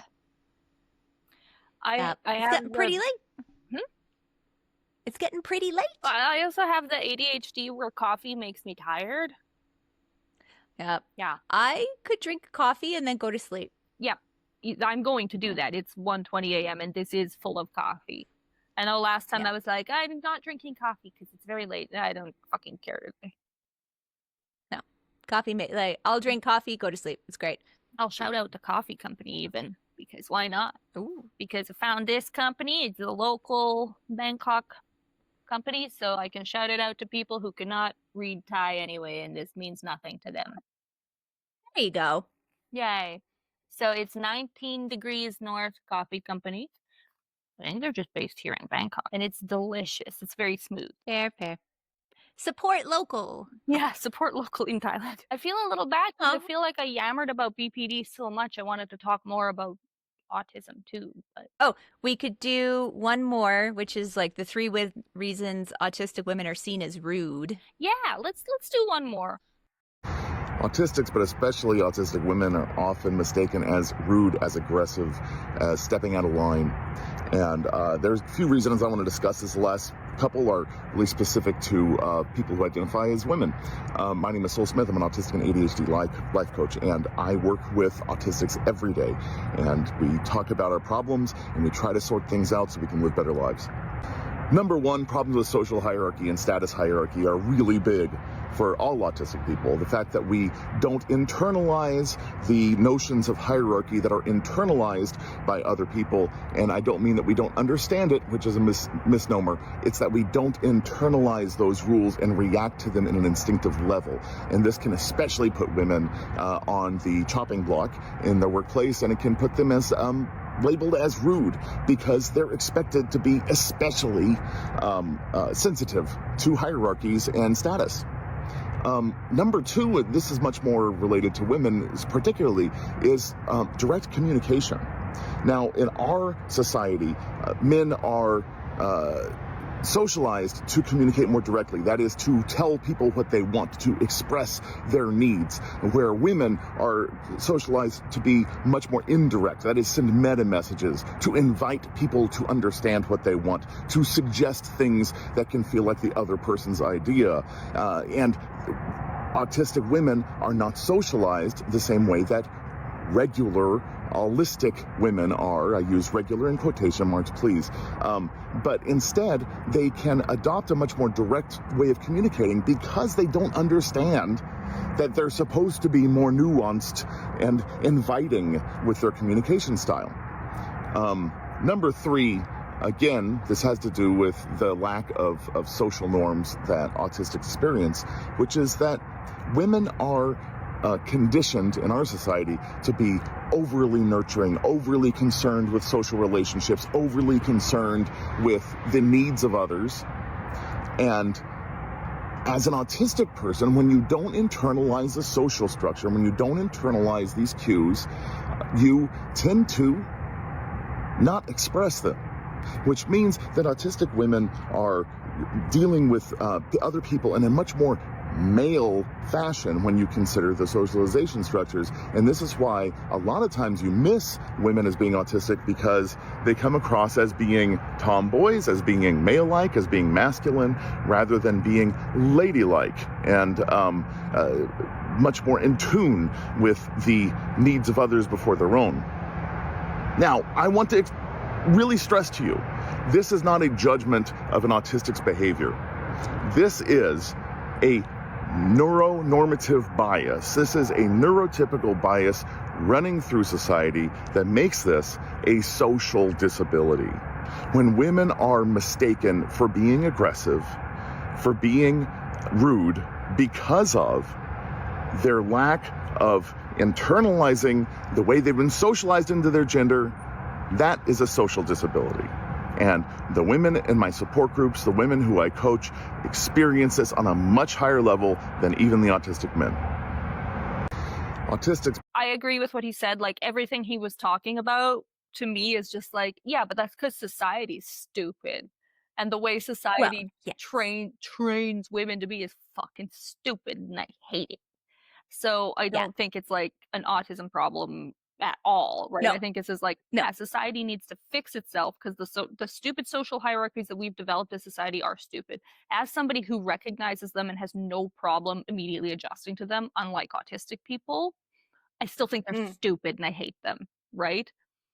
You just have to earn some sort of hierarchy by proving you deserve it, not intrinsic social hierarchy, like age-based hierarchy. Fuck that.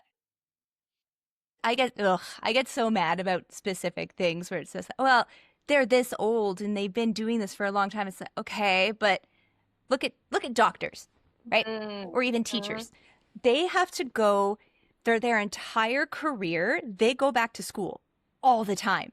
They go to conferences, they go to things to help keep training themselves and learning how to be better and better and better, right? They have to grow with the times and everything. My partner was working with an IT person who was 65. And my partner's in his 30s. So the difference between IT back in the day versus now, 30 years ago. it has progressed. There's so much stuff, there's so many things. But he never went back to school for it. It was only like kind of whatever he learned on the job, or if he wanted to learn anything after that point. But he didn't understand half the stuff my partner was talking about. Yeah. He's like, you can't do that. Yeah, you can. It's really easy. You just do this. No, You can't do that. And that comes in a social hierarchy. That's a job hierarchy. No, that's yeah. Yeah. So many people, they just get stuck in that same routine and they never grow past it. And even what you say about doctors, like I will go to a young doctor over an old doctor anytime because they 99% of the time they're more open-minded and they listen better. Like you get so stuck in your ways as you get older. But yeah, like the stupid social hierarchies of men versus women and how women and men are supposed to act, it's stupid. I just act me, who I am. I don't care. No, I can't do that. I've had many female friends who they can act a very specific way to get their boyfriends to do stuff for them. You know, they do like the cutesy, you know, cutesy girl thing and oh babe and oh blah blah blah, do the thing, and then the guy's like, oh okay babe, I got you. I'm like, why? I can't do that. No, I can't do that. I can't be all cutesy and innocent and trying to talk around the point. I'm just like, no, here's the point. This is what I'm feeling. But all of that being said, with him talking about how like autistic women tend to come across as rude because of these traits, I don't think you do, because you mask so much that people aren't going to see these traits. You're very quick masking. So like a romantic partner, somebody you're in a long-term like living situation with will, but in public, I don't think you would come like other autistic people I can see being much more, you mask so much and so quickly. Not when I'm at a work situation. But that's not public, that's work. Yeah. Okay. So when I was working in office spaces and working at office jobs, and it was, here's the thing, here's how we're doing it, da da da da da, and then I would notice, no, but this is wrong. You're doing this wrong. I was not liked a lot because I would do that. I'd be like, no, but it's supposed to be like this. This way. Do it this way, and then it'll be done faster. And then they would diddle around and finally be like, okay, yeah, I guess she was right. We should do it that way. I'm like, his 3 points. Number 1, social hierarchy, direct communication. That's the one that you're talking about. And then the third one was overly nurturing. Okay, the conditioning of women to be overly nurturing and that. Yeah, I am not nurturing. I'm not. I will show that I love you by bringing you like a tea. Or if you have a headache, I'll grab the pills and bring them to you. You're talking about romantic relationship?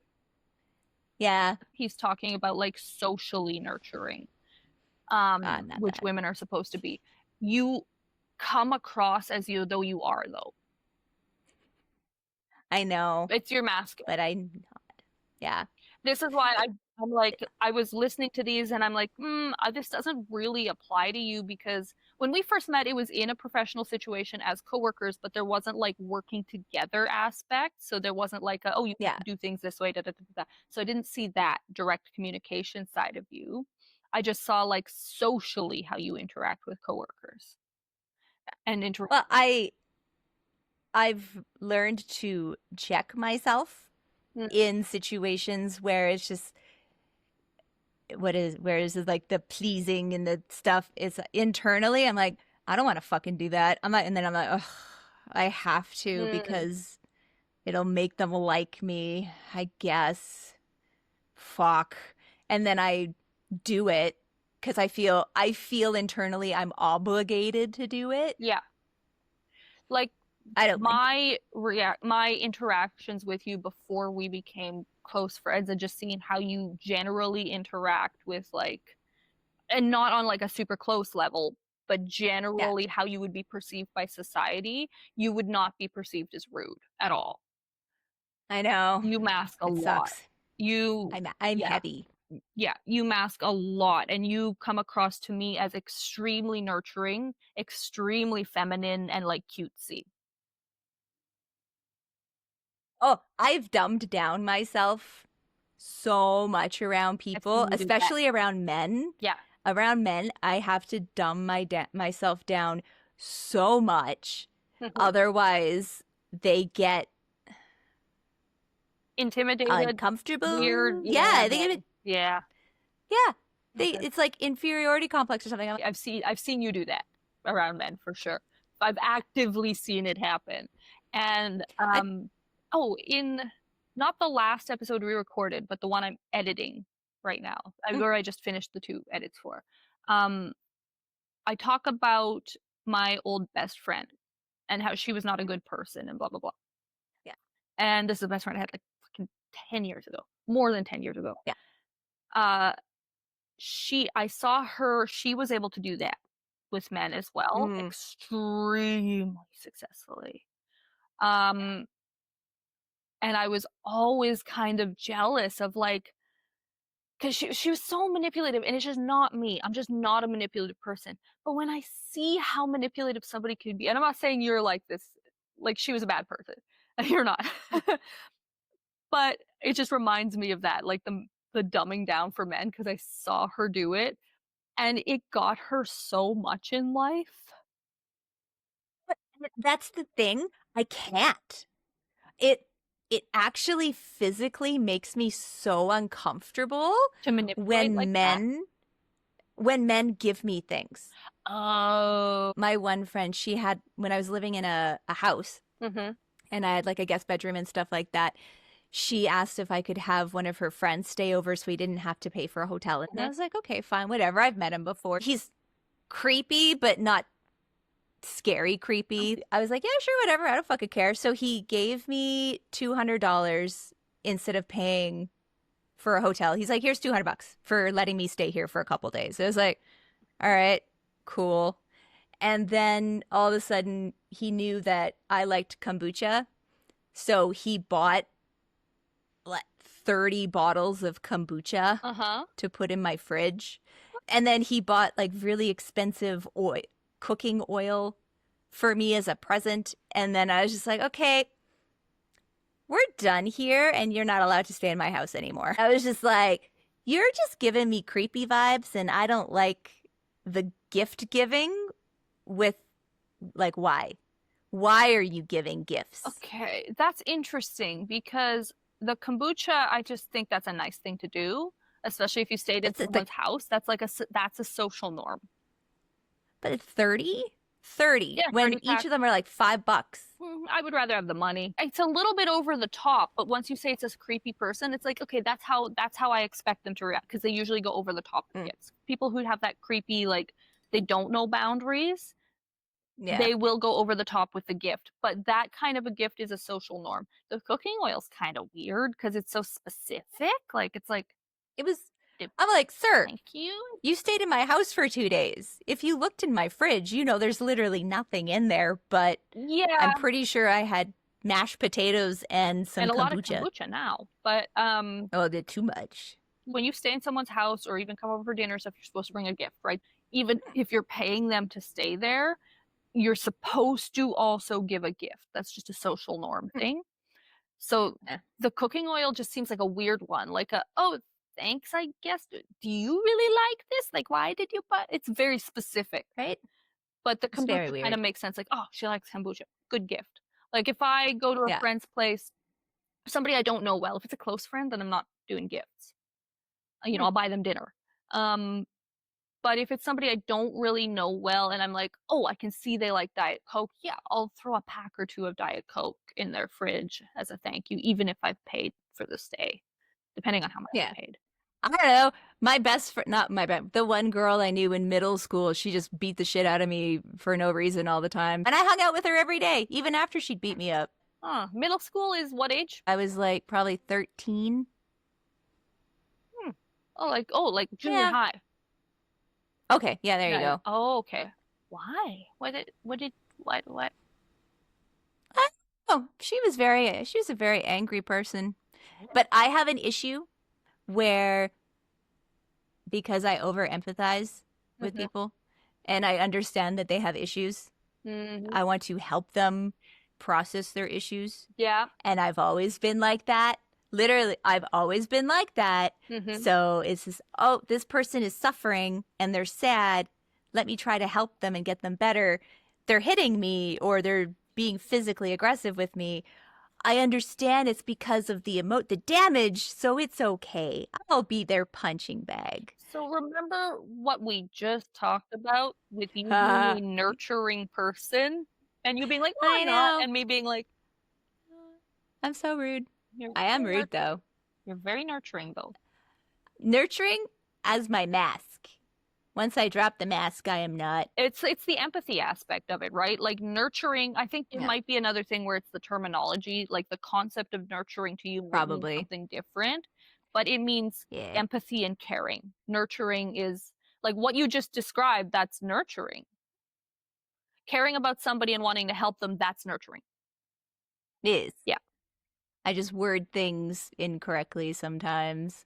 No, it's the term nurturing, I think for a lot of people brings up mothering, and they think of mothering and not nurturing. So I think that's like it's like the intrusive thoughts versus impulsive thoughts. Yeah, impulsive thoughts. It's just, I can see how the word nurturing gives like, but I don't do that. Like I'm not a mothering person. Like I am anti-mother. Like I don't, I'm zero mothering instinct, but I'm very nurturing. Yeah. Very nurturing, which has been an interesting issue with some exes who are like, but you would be such a great mom. And I'm like, no, I fucking wouldn't. And they're like, but you love your cats so much. How is that the same? First of all, a cat is like a roommate. I have to make sure their litter box is clean. I play with them. I pet them. I feed them. But they generally do their own thing. You can leave a cat alone. You can't do that with a baby. Like, you would literally... What would you do? No. Be funny, though. It's funny to me because I'm not mothering. I'm leaving. You're fine, right? Here's the keys. I'm out. Yep. Yeah, no. Yep. You want to come say goodbye? Yeah, you do? Come say bye to the people then. All right, well, that's about all we have the time for today. We really got to wrap up here. We've been rambling for a bit. My God, Jake, don't bite me. We have to say goodbye to the people now. So where can the people find you, Seyo? Seyo Clarity. All down below. I am running all the social media stuff for Thotsovercoffee. So if you can't find me down there, you'll find me in the messages. Yes.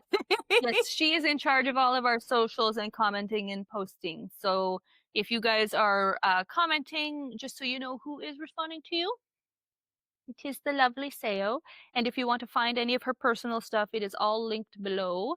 And you can find me at White Girl Panics about stuff on pretty much everything, which is at White Girl Panics, also linked below. And I will try my best to reply to comments and stuff too, but it'll be on my own account. And this is Jacob. Yes. You can find him at Inside of My House. Don't actually look for her house. You cannot look for her. You will not find it. I will fight you. I am aggressive. Her house magically teleports her all over the world. It's Howl's Moving Castle. Yes. Quit trying to bite my chin. We're leaving. Okay, that's it. This is a very angry man who wants me to go to bed, so I'm going to go to bed now. So, make sure you guys all stay caffeinated. And, ow, bye. Okay, bye. He's biting now. Okay, bye.